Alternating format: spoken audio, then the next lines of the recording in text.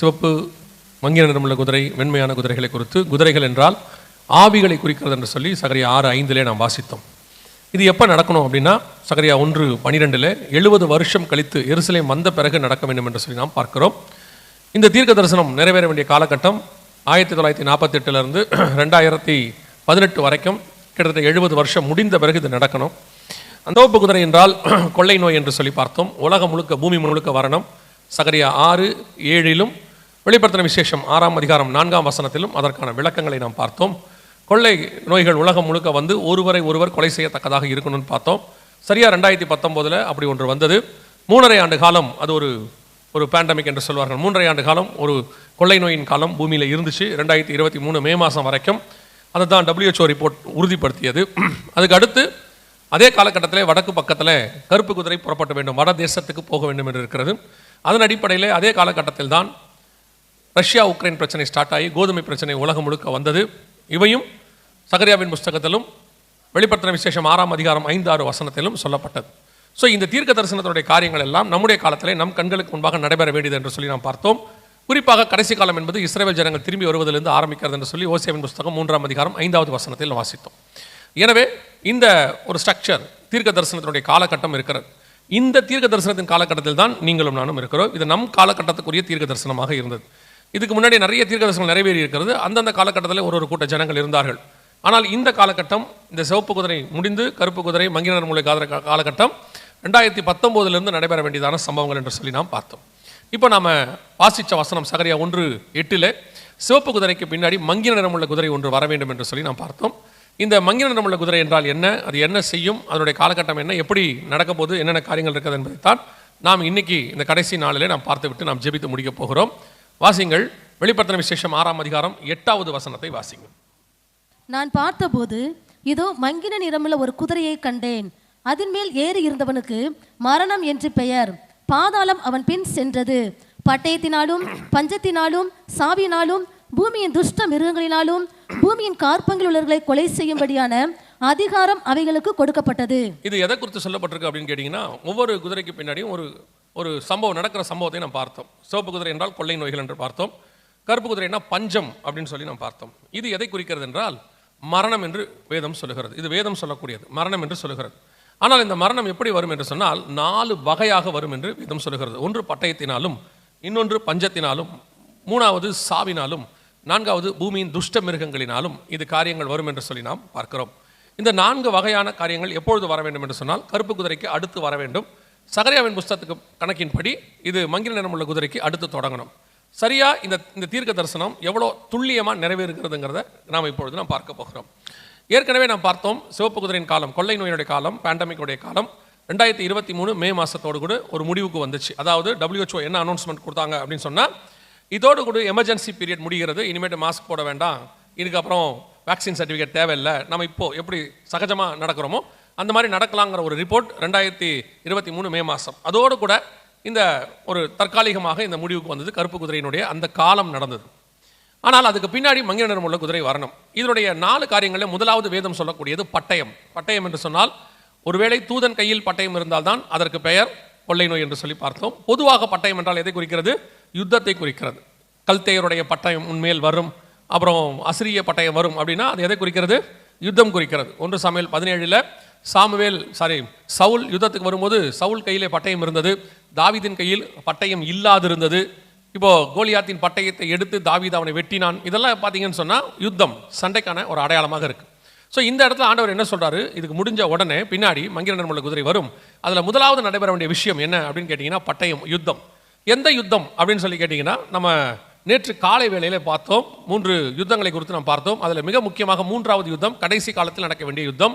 எசேக்கியேல் புஸ்தகம் 38ஆம் அதிகாரம் 8வது வசனம் 16வது வசனத்தில் 2 வசனத்தில் கடைசி வருஷங்களில் கடைசி நாட்களில் நடக்கும் என்று வேதம் சொல்லுகிறது.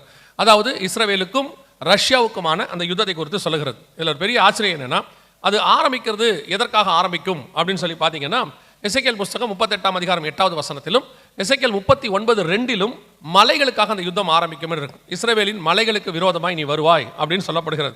நீங்கள் கவனிச்சு பார்த்தீங்கன்னா, இதுதான் அவர்கள் இஸ்ரவேல் மலைக்கு விரோதமாய் வந்தது. இந்த 2 மலைகளுக்கு விரோதமாக தான் கொண்டு வரப்பட்டது. நேற்று காலையில் சொன்னோம், வராதவர்களுக்கு இப்போ சொல்கிறோம். 2 மலைகள், ஒன்று டெம்பிள் மவுண்ட் என்று சொல்லக்கூடியதான இந்த வழிபாட்டு தலம் இருக்கக்கூடியது. இங்கே தான் தேவாலயம் இருந்தது, 2 தேவாலயம் இருந்தது. சாலமோன் கட்டினது, செருபாபேல் கட்டினது. முதலாவது நேபுகாத்நேச்சார் இடிச்சார், 2வது தீத்துராயன் இடிச்சார். ஸோ இப்போ அங்கே தேவாலயம் இல்லை, அந்த இடத்துல இது இருக்கிறது. ஸோ இந்த மலை எங்களுக்கு வேண்டும் என்று அவர்கள் சொல்லுகிறார்கள். 2வது கீழே இருக்குது கோலன் ஹைட்ஸ். இது சிரியா பகுதியில் இருக்கக்கூடியது. இந்த சிரியா பகுதி எப்படி இஸ்ரவேலுக்கு சொந்தமாகும் அப்படின்ற ஒரு சந்தேகம் உங்களுக்கு வருமானால், நீங்கள் ஆதியாகமத்தின் புஸ்தகம் 15ஆம் அதிகாரத்தில் ஆபிரகாமுக்கு கர்த்தர் ஒரு வாக்குத்தத்தம் பண்ணுகிறார். அவருடைய எல்லைகளை குறிக்கிறார். முடிஞ்ச அந்த வசனத்தை வாசிங்க. கடைசி 3 வசனத்தில் கர்த்தர் ஆபிரகாமுக்கு குறிக்கிற அந்த எல்லையை மட்டும் வாசிங்க பார்ப்போம். கேனியரும் கெனிசியரும் கத்மோனியரும் ஏத்தியரும் பெரிசியரும் ரெப்பாயிமியரும் எமோரியரும் கானானியரும் கிர்காசியரும் எபூசியரும் என்பவர்கள் இருக்கிறதுமான இந்த தேசத்தை உன் சந்ததிக்கு கொடுத்தேன் என்றார். அதுக்கு முன்னாடி 18வது வசனம் வாசிங்க. அந்நாளிலே கர்த்தர் ஆபிரகாமுடைய உடன்படிக்கை பண்ணி எகிப்தின் நதி துவக்கி ஐபிராத்து நதி என்னும், எகிப்தின் நதினா நைல் நதி, அதாவது எகிப்தில் இருக்கக்கூடியது. ஐபிராத்னா யூப்ரட்டிஸ், ஈராக்ல இருக்கக்கூடியது. இந்த 2 நதிகளை தான் எல்லையாக கர்த்தர் ஆபிரகாமுக்கு குறிக்கிறார். இந்த 2 நதிகளுடைய எல்லைகளை குறிக்கும் பொழுது இதனுடையதான பார்டரை நீங்கள் வரைஞ்சி பார்த்தீங்கன்னு சொன்னால், அதாவது எகிப்து நைல் நதி இருக்கும், இந்த பக்கம் ஐபிராத் நதி இருக்கும். இதை நீங்கள் வரைஞ்சி பார்த்தீங்கன்னு சொன்னால், இந்த கனெக்ஷனில் பார்த்தீங்கன்னா சிரியா பகுதியில் ஒரு பார்ட் உள்ள சேரும். அதனுடைய பார்டர் குறிக்கும் போது கர்த்தர் அங்கே சொல்லுவார், லீபனான் முழுவதும். அந்த வசனத்தை வாசிங்க பார்ப்போம். அந்நாளிலே கர்த்தர் ஆபிரகாமுடைய உடன்படிக்கை பண்ணி எகிப்தின் நதி துவக்கி ஐபிராத்தின் நதி எனும் பெரிய நதி மட்டும் உள்ளதும். சரி, இந்த இன்னொரு வசனத்துல லீபனான் முழுவதும் அப்படிங்கிறதான வார்த்தையை ஆண்டவர் சொல்வாரு. யோசுவாவுக்கு நினைக்கிறேன், யோசுவாவின் புஸ்தகம் 13ஆம் அதிகாரத்துல வரும் நான் நினைக்கிறேன். ஒரே ஒரு நிமிஷம். இல்லம்மா, 5வது வசனம் வாசிக்கிறேன். கிப்லியரின் நாடும் சூரியோதய புறத்தில் எர்மோன் மலையடிவாரத்தில் இருக்கிற பாகால்காத் முதல் கொண்டு ஆமாத்துக்குள் பிரவேசிக்க மட்டும் உள்ள லீபனான் முழுவதும், லெபனான் இப்ப இருக்கக்கூடிய லெபனான் முழுக்க, இது ஆண்டவர் பைபிள்ல வாக்கு பண்ணது. இந்த வாக்குத்தத்தத்தின் அடிப்படையில் பார்த்தீங்கன்னா இந்த கோலன் ஹைட்ஸ் பகுதி இஸ்ரவேல் கிட்ட தான் வரும். இந்த ஆபிரகாம் குறிச்ச எல்லைகள் நீங்கள் பார்த்தீங்கன்னா வரும். இப்போ இருக்கும்போது அதை ஒத்துக்க மாட்டாங்க, இந்த சண்டை வரும். ஆனால் பார்த்தீங்கன்னா கரெக்டாக பார்த்தீங்கன்னா ஆபிரகாமுக்கு கர்த்தர் எதையை தான் வல்ல ஒரு எல்லையாக வகுத்தாரோ அந்த எல்லையெல்லாம் கொஞ்சம் கொஞ்சமாக இஸ்ரவேலோட எல்லைக்குள்ளே வந்து கொண்டே இருக்கிறது. 1948 இது நடக்குது. ஸோ அதன் அடிப்படையில் இந்த கோலன் ஹைட்ஸ் பகுதி அவங்ககிட்ட தான் இருக்குது. ஸோ இந்த 2 மலைகளும் எங்களுக்கு வேணும்னு சொல்லி இப்போ ஐநாவில் தீர்மானம் இருக்குது. ஒன்று இந்த டெம்பிள் மவுண்ட், அதாவது எருசலேமை 2ஆய் பிரிக்க வேண்டும். 2 ஸ்டேட் சொல்யூஷன் அப்படின்னு சொல்லுவாங்க. இந்த 2 ஸ்டேட் சொல்யூஷனா என்ன அப்படின்னு கேட்டிங்கன்னா, எருசலேமை 2ஆய் பிரிப்பது. 2ஆய் பிரித்து ஒரு பகுதியை யூதர்கள் கையிலையும் ஒரு பகுதியை பாலஸ்தீனர் கையிலையும் கொடுப்பது என்ற அர்த்தம். இங்கே இருக்கு பாருங்க, இதுக்கு பேர் 2 ஸ்டேட் சொல்யூஷன். அந்த 2 ஸ்டேட் சொல்யூஷன் படி எருசலேமை பாதியாய் பிரித்து அவங்ககிட்ட கொடுக்குறோன்னு சொல்லி. இன்னொன்று பார்த்தீங்கன்னு சொன்னால் கோலன் ஹைட்ஸ், இந்த பகுதியை அவங்க கையில் தான் கொடுக்க வேண்டும் என்று சொல்லி சொல்லப்பட்டிருக்கிறது. இதுக்காகவும் ஒரு தீர்மானம் இருக்கு. இப்போ இருக்கு. ஐநா 2025 போட்டாங்க. ஒரு 165 நாடுகள்கிட்ட அதுக்கு ஆதரவு தெரிவிச்சிருக்கிறாங்க. ஸோ இந்த 2 மலைகளுக்கான சண்டை ஆரம்பிக்கணும். பெரிய ஆச்சரியம் என்னன்னு கேட்டிங்கன்னா, கோவிட் முடிஞ்சது 2023 மே மாதம், நம்ம சொன்ன மாதிரி ரிப்போர்ட் படி. இந்த யுத்தம் ஆரம்பித்தது 2023 அக்டோபர் மாதம் 7ஆம் தேதி ஆரம்பித்தது. அதே வருஷம் பின்னாடியே இந்த யுத்தம் வந்துச்சு. ஆனால் ஆரம்பிக்கும் போது ஒரு யுத்தமாக தான், சாதாரணமாக ஒரு நகரத்தை பிடிக்கிறதுக்கு ஹமாஸ்காரர்கள் உள்ளே வந்த மாதிரி இருந்துச்சு. ஆனால் அந்த யுத்தம் இன்னும் முடிவுக்கு வரல, அடுத்தடுத்த நிலைகளுக்குள்ள போய்கிட்டே இருக்கு. அந்த யுத்தத்தில் தான் அது லெபனான், அந்த பக்கம் ஈரான் உள்ளே நுழைஞ்சு, ஈரானோடு கூட அந்த யுத்தத்தினுடைய எக்ஸ்டென்ஷன் தான் இது, அதோட எக்ஸ்டென்ஷன் தான் இது. ஸோ இப்போ கிழக்கே இருக்கக்கூடியதான ஈரான் வரைக்கும் பகுதி போயிட்டு இருக்கு. பின்னாடி உள்ள மங்கின நிறம் உள்ள குதிரையினுடையதான மிக முக்கியமான காரியம் இங்கே நடைபெற்று கொண்டிருக்கிறது. அதான் ரொம்ப இம்பார்ட்டன்ட். அதனுடையதான யுத்தம் ஆரம்பித்து விட்டது. திருப்பியும் சொல்றேன், வெளிப்படுத்தல் 6:8 சொல்லப்பட்டதான, எசேக்கியேல் 38, 39 2 அதிகாரத்தில் சொல்லப்பட்டதான யுத்தம் நம் கண்களுக்கு முன்பாக ஸ்டார்ட் ஆகி கிட்டத்தட்ட 1.5 வருஷத்துக்கு மேல ஆகுது. ஆனால் இது வேதத்தில் சொல்லப்பட்டது, அதன் அடிப்படையில் தான் நடக்குதுன்னு நமக்கு தெரியாது. ஆனால் ஒரு சிலருக்கு கடைசி காலத்தில் சபைகள் அதை புரிந்து கொள்கிறார்கள் அல்லது உணர்கிறார்கள். ஏதோ ஒன்று நடக்குது. சிலர்லாம் சொல்லும்போது பேசும்போது சொல்றாங்க, ஏதோ ஒன்று ராங்கா போகுது, அது மட்டும் தெரியுது, உலகம் ஒரு அன்ரெஸ்டாக இருக்கு அப்படின்னு சொல்லி. இவ்வளோ பெரியதான ஒரு கலைபரம் மிடில் ஈஸ்ட்ல நடக்குது. இந்த ஒரு 3-4 நாளில் பார்த்தீங்கன்னா ஈரானுடைய ஏர் ஸ்பேஸ் மொத்தத்தையுமே அவங்க ஷட் டவுன் பண்ணிட்டாங்க. ஒரு ஃப்ளைட்டும் அவங்களுக்கு மேலே பறக்காதபடி ஈரான் நிறுத்திருச்சு. இப்போ ப்ரொடெஸ்ட்டை கண்ட்ரோல் பண்ண மாதிரி ஆக்கிக்கிட்டு இருக்கிறாங்க. இப்போ யுத்தம் எந்த அளவுக்கு அடுத்த கட்டத்துக்கு போகிற இடத்துல இருக்கு, ட்ரம்ப் என்ன பண்ண போறாரு அப்படின்னு பார்த்துக்கிட்டு இருக்கிறாங்க. ஆனால் ஒன்று மட்டும் தெளிவாய் தெரிகிறது, ஆண்டவர் சொன்ன யுத்தத்தின் காலம் நம் கண்களுக்கு முன்பாக போகுது. இதை உங்களுக்கு எதுக்காக இதை சொல்றோம் அல்லது ஆண்டவர் எதுக்கு இதை சொல்ல வைக்கிறாரு அப்படின்னு கேட்டா, இவைகளுக்கு நடுவில் தான் கர்த்தர் சொன்ன தீர்க்க தரிசனங்கள், வருகை, எடுத்துக்கொள்ளப்படுதல் எல்லாம் நடக்கணும். இதை ஒட்டி நடக்கலாம், இதுக்கு முன்னாடி நடக்கலாம், இதுக்கு பின்னாடி நடக்கலாம். காலகட்டம் மேகம் நமக்கு தெரியுது, வருகைக்கான அடையாளங்கள்ல யுத்தங்கள் தெரியுது. இது எதற்காக சொல்லப்படுதுன்னா, சபை ஆயத்தப்படுவதற்காக, ஒரே ஒரு காரணத்துக்காக மட்டும்தான்.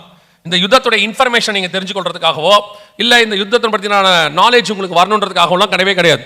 இந்த நாலேஜ் இல்லாட்டியும் பரவாயில்ல, ஒன்று மட்டும் மனசில் வச்சுக்கொள்ளுங்க, நீங்களும் நானும் கடைசி காலத்துக்குரிய ஜனங்களாக இருக்கிறோம். நோவா பேழையை கட்டி முடிச்சுட்டான்னா, மிருகங்கள் உள்ள வர தொடங்கிருச்சுன்னா, அதுக்கப்புறம் எப்போ வேணாலும் ஜலப்பிரளயம் வரும்னு அர்த்தம். பேழைக்கு மிருகங்கள் உட்பட்டன அப்படின்னு இருக்கு. அப்படின்னா என்ன அர்த்தம்? ஒவ்வொன்றா உள்ள வர தொடங்கிருச்சுன்னா நோவாவுக்கு நல்லா தெரியும் என்ன வரப்போது, ஜலப்பிரளயம் வருது, எல்லாம் ஆயத்தமாகுதுன்னு அர்த்தம். பேழை கட்டி முடிக்காத வரைக்கும் தான் கஷ்டம். இப்போ நம்ம கண்ணுக்கு முன்னாடி பாருங்க, இஸ்ரவேல்னு வந்துருச்சு, தேசம் உருவாயிருச்சு, தலைநகரம் வந்துருச்சு, இப்போ அதுக்கான மலைக்கான சண்டையும் ஆரம்பிச்சிருச்சு. ஆண்டவர் சொன்னபடி இத்தனை காரியங்கள் துல்லியமாக நடக்குதுன்னா இப்போ நம்ம பேழைக்கு உட்படுகிற காலம்னு அர்த்தம். இதை தான் நம்ம உணரணும். ஸோ இவ்வளோ மிருகங்கள் ஜோடு ஜோடா உள்ள வருது, அன்னைக்குள்ள ஜனங்களுக்கு அந்த உணர்வே இல்லையாமா, ஏன் இப்படி பேழைக்குள்ள ஜோடு ஜோடா உள்ள போகுது, உலகத்தில் இருக்கிற அத்தனையும் வருது அப்படின்னு நினைக்காம அவங்க எப்படி நினைச்சிட்டாங்கன்னா, இந்த நோவாவுக்கு வேற வேலையே இல்லைங்க, எல்லாத்தையும் உள்ள கூட்டிட்டு போயிருக்கிறான் அப்படின்னு நினைப்பாங்க. அந்த மாதிரி தான் கீழ்ப்படியாமல் போன ஆவிகள்னு இருக்கு. அந்த மாதிரி தான் இப்போ கடைசி காலத்தில் சபைக்கு என்னன்னா இவ்வளோ காரியங்கள். நான் எல்லா தீர்க்க தரிசனத்தை கூட நீங்கள் ரெண்டாவதாக வச்சுக்கோங்க. ஒன்னே ஒரு விஷயத்தை மட்டும் உணர்வடைகிறதுக்காக சொல்கிறேன். ஒரு 1850 வருஷம் இல்லாத ஒரு தேசம், ஒரு இனம், ஒரு மொழி, ஒரு தலைநகரம் நம்ம கண்ணுக்கு முன்னாடி இன்னைக்கு நிற்கிது இல்லையா, உருவாகி நிற்கிது இல்லை. ஆண்டவர் சொல்றாருல, உலர்ந்த எலும்புகள் உருவாகி நிற்கணும். இப்போ கூட சபைக்கு அந்த உணர்வு வராட்டி எப்படி? இதை விட பெரிய தீர்க்க தரிசனம் என்ன இருக்க முடியும்? 430 வருஷம் கழிச்சு இஸ்ரவேலை எகிப்திலிருந்து கர்த்தர் விடுதலையாக்கினதை விசுவாசிக்கிறீங்கன்னா, இப்போ அவங்க தேசம்னு ஒன்று இருக்கிறத நீங்கள் விசுவாசிக்கணும் இல்லையா? அப்போ ஒரு ஆயத்தம் வரணும்ல. சபை அந்த ஆயத்தத்தில் கேட்குறாங்க, நல்லா கேட்குறீங்க, ஆனால் ஆயத்தம் இல்லை. அவங்க என்ன செய்கிறாங்க, கேட்டுட்டு போகும்போதே பெரும்பான்மையானவர்கள் அதை விட்டுட்டு போயிடுறாங்க. சரி ஓகே, வருதாமா, அப்புறம் ஒரு 2 நாளைக்கு அந்த ஜுரம் இருக்குது. நம்ம போய் நிறைய பேரை எழுப்புறவங்களா மாறி இருக்கணும். அப்போ சபை ஆயத்தப்பட்டது மட்டுமல்லாமல் அடுத்த ஜெனரேஷனை ஆயத்தப்படுத்துகிற இடத்துக்கு சபை வந்திருக்கணும். நம் கண்களுக்கு முன்பாக கர்த்தர் சொன்னபடி துல்லியமான தீர்க்க தரிசனம் நிறைவேற ஆரம்பித்து விட்டது. அடுத்த என்னுடைய பர்சனல் கணக்கு, தீர்க்க தரிசனம் இல்லை. நாம் மிக முக்கியமான வருஷத்துக்குள் வந்துட்டோம். 2026 எல்லாம் ரொம்ப இம்பார்ட்டண்டான இயர். இந்த இயர்க்குள்ள நம்மளாம் வந்து சேர்ந்துட்டோம். எனவே அடுத்து நமக்கு எப்போ வேணாலும் எது வேணாலும் ஆரம்பிக்கும். இதை நான் சொன்னாலும் பரவாயில்ல, உலகத்தில் உள்ள பெரிய பெரிய தலைவர்கள் சொல்றாங்க. இன்னைக்கு கூட ஒரு பெரிய மிலிட்ரி ஆஃபீஸர், 65 வயதுள்ள ஆஃபீஸர் சொல்றாரு, ப்ரெடிக்ட் பண்ண முடியல, எப்போ எது நடக்கும் தெரியல, எல்லா நாடும் வேறு விதமாய் ஆயத்தமாகிறார்கள் அப்படின்னு அவர் போடுறாரு. ஃபாரின்ல உள்ளதான ஒரு மிலிட்ரி ஆஃபீஸர் எழுதுறாரு, வி கான் ப்ரெடிக்ட், ஏதோ ஒன்று நடக்குது அப்படின்றாரு. ஸோ அந்த அளவுக்கு தான். திடீர்னு எப்படி 500,000 ரூபா செல்லாதுன்னாங்க, திடீர்னு லாக்டவுன்னாங்க, அந்த மாதிரி ஏதோ ஒரு இடத்துல ஒரு அணுகுண்டை எவனோ ஒருத்தன் போட்டானா கதை முடிச்சு. அதுக்கப்புறம் ஒருத்தன் மாற்றி ஆரம்பிச்சிருவாங்க. மூச்சு விடுறது கூட நேரம் இருக்காது நமக்கு, அந்த அளவுக்கு ரொம்ப பிஸி ஆயிரும். இதுதான் நமக்கு டைம். இப்போதான் கர்த்தர் அந்த வாய்ப்பு கொடுத்துருக்கிறாரு. இப்போ நீங்க அதில் ஆயத்தப்படாமல் விட்டுட்டீங்கன்னா ஒருவரும் கிரியை செய்ய முடியாத காலம் ஒன்று வருகிறதுன்னு ஆண்டவர் சொல்றார். எப்பவுமே நல்லா கவனிச்சு பாருங்க, குரங்கா இருக்கட்டும், மாடா இருக்கட்டும், ஆடா இருக்கட்டும், கிடைக்கும் போது நல்லா சாப்பிட்றோம், அதுக்கப்புறம் உட்காந்து என்ன செய்யும், அசைப்படும். இப்போ நமக்கு திறந்திருக்கிற டைம், கிடைக்கும் போது நல்லா ஆகாரத்தை உட்கொண்டு ஆயத்தப்பட தொடங்கிடணும். ஒரு நாள் வரும், இருள் சூழும். அந்த காலகட்டத்தில் உங்களுக்கு இந்த மாதிரி உட்காந்து செய்தி கேட்கவோ மீட்டிங்ஸ் நடத்தவோ வாய்ப்பு இருக்காது. நீங்க எல்லாம் நினைச்சிட்டு இருக்கிறீங்க, ஓ ஆன்லைன்ல பார்த்துக்கலாம், இன்னைக்கு இல்லைன்னா என்னங்க ஆன்லைன் இருக்கு, நம்ம எப்படினாலும் ஆன்லைன்ல வந்துடும். இப்போ நீங்க இந்த பழச நம்புறவங்களை ஆயிட்டீங்க. நமக்கு ஆண்டவரை பொறுத்த வரைக்கும் பழைய எக்ஸ்பீரியன்ஸ் இல்லை, எல்லாம் புதுசு, கிருபை புதுசு, புது அபிஷேகம் எல்லாம் புதுசு. இப்போ நீங்க நினைச்சிட்டு இருக்கிறீங்க ஆன்லைன் இருக்குதுங்கன்ட்டு, ஒரே ஒரு சேட்டிலைட் வேலை செய்யாட்டி என்ன ஆகும் தெரியுமா உங்களுக்கு? ஒரே ஒரு சேட்டலைட் வேலை செய்யாட்டி ஆன்லைன்றதே இருக்காது. அது நடக்குமானா நான் பின்னாடி உள்ள காரியத்தில் உங்களுக்கு சொல்கிறேன், அதுவும் நடக்க போகுது. நீங்கள் சேட்டலைட் இல்லாமல், நெட்வொர்க் இல்லாமல் இருக்கிற காலமும் வரும். பைபிளில் இருக்குது, நான் சொல்கிறது பைபிளில். உலகம் என்ன சொல்லுன்னு தெரியாது, பைபிளில் இருக்குது. அதெல்லாம் வராதுங்க நீங்கள் நினச்சிங்கன்னா வரும். இப்போ எப்படி நீங்கள் சடனாக இதெல்லாம் நடந்துச்சு, அதே மாதிரி இதுவும் வரும். தயவு செய்து சபை ஆயத்தப்பட தொடங்குங்கள். இது உங்களுக்கு தீவெட்டிகளை ஆயத்தம் பண்ணுகிற காலம். இன்னொரு பீரியட் உங்களுக்கு கிடைக்குமான்னு தெரியாது. ஒருவேளை அப்படி ஒரு காரியம் இந்த வருஷத்தில் ஆரம்பிக்குமானால் இந்த எச்சரிப்பை நீங்கள் எடுத்துக்கொண்டு இந்த செய்தியை வச்சுக்கிட்டு நீங்கள் ஒவ்வொரு நாளும் கிறிஸ்துவை சந்திப்பதுக்கு ஆயத்தப்படணும். அவ்வளோதான். அல்லேலூயா. ரெண்டாவது, இந்த யுத்தத்தோட கூட இன்னொன்று வரும் என்று ஆண்டவர் சொல்றார். பட்டயத்தினாலும், 6ஆம் அதிகாரம் 8ஆம் வசனம் வெளிப்படுத்தின விசேஷம், பட்டயத்தினாலும் பஞ்சத்தினாலும். ரெண்டாவது என்ன சொல்றாரு? பஞ்சம். எந்த வகையான பஞ்சத்தை குறித்து ஆண்டவர் பேசுகிறார் அப்படின்னு கேட்டீங்கன்னா, வேதாகமத்தை பொறுத்த வரைக்கும் மிக முக்கியமாய் 3 பஞ்சம் இருக்கிறது. நான் அதை 4 பஞ்சமாக நான் பார்க்கிறேன். அதுவும் இருக்கு, கொஞ்சம் மறைமுகமாக இருக்கு. 4 பஞ்சமாக பார்க்கிறேன். முதலாவது உணவு பஞ்சத்தை குறித்து பார்த்தோம். நம்ம அந்த கருப்பு குதிரையில் பார்த்தோம். அது உச்ச நிலையை அடையும். ஐநா சபையில் இப்போ ஒரு ரிப்போர்ட் கொடுத்துருக்குறாங்க. வருகிற 2030க்குள்ளாக மிக மோசமான பஞ்சத்தை நாம் சந்திக்க போகிறோம்னு அவங்க சொல்லியிருக்கிறாங்க. இது அவங்க கொடுத்துருக்க ரிப்போர்ட். கவனிங்க, இவங்க இந்த சொன்ன ஆள் யார் தெரியுமா? ஐநா சபையோட செக்ரட்டரின்னு நீங்கள் சொல்லியிருப்பாங்க. இவங்களுடைய இன்னொரு குரூப் தான் WHO, இன்னொரு ஆர்கனைசேஷன். இந்த ஆர்கனைசேஷனில் என்ன அனௌன்ஸ் பண்ணியிருக்கிறாங்கன்னா, WHO கோவிட் வரும்னு சொன்னவங்க அவங்களும் இதே வேர்டு தான் சொல்லுவாங்க. மிகப்பெரிய கொள்ளை நோய் கிருமி ஒன்று பரவ உள்ளது, மிகப்பெரியதான அழிவு வரும், உலகம் கண்டிராத அளவுக்கு உயிர் சேதம் வரும்னாங்க. அதே ஆட்கள் தான் இப்போ 2023 இது வந்தது. 23 அந்த ரிப்போர்ட் கொடுக்குறாங்க, மிகப்பெரிய உணவு பஞ்சம், உலகளாவிய பஞ்சம் வரப்போகிறது என்று சொல்லி, உணவு தட்டுப்பாட்டால் உலகம் பேரழிவை சந்திக்கும் அப்படின்னு சொன்னாங்க. அந்த உணவு தட்டுப்பாட்டுடைய உச்சத்துக்கு நாம கொஞ்சம் கொஞ்சமாக வந்து நெருங்கிட்டோம். இப்போ நம்மளை பொறுத்த வரைக்கும் வாங்குவதற்கு காசு இருக்கிறதுனால நாம் ஒன்று நினச்சிட்டு இருக்கிறோம், எதுவும் பிரச்சனை இல்லாமல் போயிட்டே இருக்குது அப்படின்னு நினச்சிட்டு இருக்கிறோம். ரெண்டாவது, பொதுவாக நான் சொல்வது, இந்த சவுத் சைடில் இருக்கக்கூடியதான நாம குறிப்பாக எல்லாரை பார்க்கலும் ஏதோ ஒரு கிருபை நம்மளை மூடி இருக்கிறது. இப்போ இல்லை, 2000 வருஷமாகவே அது எல்லாத்துக்கும் இருக்குது. நான் ஃபீல் பண்ணுறேன் எப்படின்னு கேட்டிங்கன்னா, ஒரு 12 அப்போஸ்தலனா ஒருத்தனை இங்கே அனுப்பி விடுறாரு பாருங்களேன். பர்டிகுலராக தமிழ்நாட்டுக்கு அனுப்பி விடுறாரு. அவர் வந்தது கேரளாவாக இருக்கலாம், ஆனால் அன்றைக்கி அதுவும் சேர்த்து தமிழ்நாடு தான், மொத்தமாகவும் அது சென்னை மாகாணம், மெட்ராஸ் ப்ராவின்ஸ்னு சொல்லுவாங்க. அங்கே ஆரம்பித்து கேரளாவில் ஆரம்பித்து அவர் தமிழ்நாட்டில் சென்னையில் மயிலாப்பூரில் வந்து அவர் மறிக்கப்படுறாரு. ஸோ இந்த ஒரு திட்டம், தேவனுடைய திட்டம். பேதுருக்கிட்ட ஆண்டவர் சொல்கிறார் இல்லையா, முதிர் வயதில் உன்னுடைய வஸ்திரத்தை உன்னுடைய அரைக்கட்சியை ஒருவன் கட்டுவான், இன்ன விதமாய் அவன் மரிப்பான் என்பதை கர்த்தர் அவனுக்கு சொன்னார். அப்போ அப்போஸ்தலர்கள் எல்லாரும் எப்படி சாவாங்கன்றது கர்த்தருக்கு, நித்திரை அடைவாங்கன்றது கர்த்தருக்கு தெரியுது. அப்போ தோமாவை பற்றியும் கர்த்தருக்கு என்ன செய்யும் தெரிஞ்சிருக்கும். அப்போ 2000 வருஷத்துக்கு முன்னாடி தோமா இந்த இடத்துல தான் மரிப்பாருன்னு சொன்னால், அப்போ தமிழ்நாட்டை பற்றினதான தீர்க்க தரிசனம் 2000 வருஷத்துக்கு முன்னாடி கர்த்தருடையதான திட்டத்துக்குள்ளே இருக்கிறது. ஏதோ ஆக்சிடென்ட் ஆகலாம், நோவா இங்கே வரல, கர்த்தர் தெளிவாக அனுப்பி வைக்கிறார். ரெண்டாவது, அதுக்கப்புறம் ஒரு 17ஆம் நூற்றாண்டு கழிச்சு இந்த பைபிள் முதல்ல இந்தியாவிலேயே பிரிண்ட் ஆகுது. எந்த மொழியில் பிரிண்ட் ஆகுதுன்னா தமிழ் மொழியில் பிரிண்ட் ஆகுது. ஏன் கர்த்தர் இதுக்கு அனுப்பி வைக்கிறாரு? முதல் சுவிசேஷமோ முதல் வேதமோ இந்தியாவிலேயே நமக்கு தான் வந்து சேருது. அப்போ இந்த தமிழ்நாட்டின் மேலே கர்த்தருடைய திட்டம் என்ன? அப்போ கர்த்தர் நம்ம மேலே எவ்வளோ கிருபையாக இருக்கிறாரு கொஞ்சம் நீங்கள் யோசிச்சு பாருங்க. நான் சொல்லுவேன், இந்த தமிழ்நாட்டை எவ்வளவோ யாரோ என்னென்னவோ செய்ய முடிஞ்சு இப்போ வரைக்கும் குட்டிக்காரன் அடிக்கிறாங்க, தமிழ்நாடு மட்டும் தண்ணி காட்டிக்கிட்டே இருக்குது. நான் யாருக்குன்னு சொல்லலை, பொதுவாக சொல்கிறேன். தண்ணி காட்டிக்கிட்டே இருக்கு. இன்னை வரைக்கும் தமிழ்நாடு அவங்களுக்கு தண்ணி காட்டுது. ஏன், என்ன, ஏது அப்படின்னு கேட்டால் யாரோ ஒரு காரணம் சொல்கிறாங்க. நானும் ஒரு காரணம் சொல்கிறேன். நான் அதை பிரதானமான காரணமாக நினைக்கிறேன். அந்த காரணம், ஆண்டவர் தமிழ்நாட்டின் மேலே ஒரு பெரிய தயவு, ஒரு கிருபை, ஒரு நிழல், கானான் தேசத்து மேலே ஒரு நிழல் மூடி இருக்குன்னு யோசுவா சொல்வார்ல, அந்த மாதிரி ஒரு நிழல் நம்ம மேலே மூடி இருக்கு. ஆனால் அதே நேரத்தில் பொய்யான மாயை கொண்டு நம்ம என்ன செய்யக்கூடாது, கிருபையை போக்கடிக்க கூடாது. இன்னைக்கு நம்ம அந்த இடத்துக்கு தான் இப்போ வந்திருக்கிறோம். ரெஸ்ட் ஆஃப் இந்தியாவில், ரெஸ்ட் ஆஃப் தமிழ்நாடு, இந்தியா முழுக்க பார்த்தீங்கன்னா இந்த மாதிரியான ஒரு விடுதலையும் இந்த மாதிரி ஆராதிக்கிற ஒரு தன்மையும் வேற எந்த மாநிலத்துக்கும் அமையல. பக்கத்து மாநிலங்களில் கூட அமையல, இந்த மாநிலத்துக்கு அமைஞ்சிருக்கு. ஆனால் கர்த்தர் ஒரு உள்ளங்கை அளவு மேகத்தை மாதிரி இந்த மாநிலத்துக்கு அகைன்ஸ்டா நடக்கிறத காட்டுறாரு நம்ம கண்ணுக்கு.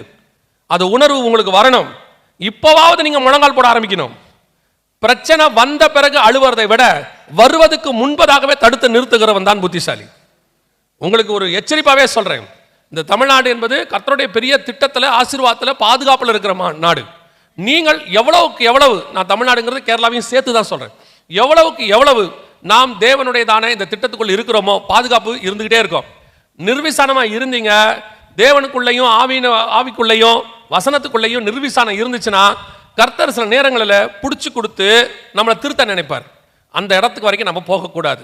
இன்னைய வரைக்கும், இந்த செகண்ட் வரைக்கும் கிருபை நம்மை காப்பாற்றி கொண்டு இருக்கிறது. நீங்க நினைச்சுக்காதீங்க யாரும் எதுவும் செய்ய முடியாது, அதெல்லாம் பார்த்துக்கலாங்கலாம். இல்லவே இல்லை. கர்த்தர் ஒரு நாள் ராத்திரியில பெல்ஷாத்சாரை கீழே நவுத்திட்டு கோரேசை கொண்டு வருவதற்கு வல்லமை உள்ளவராக இருக்கிறார்.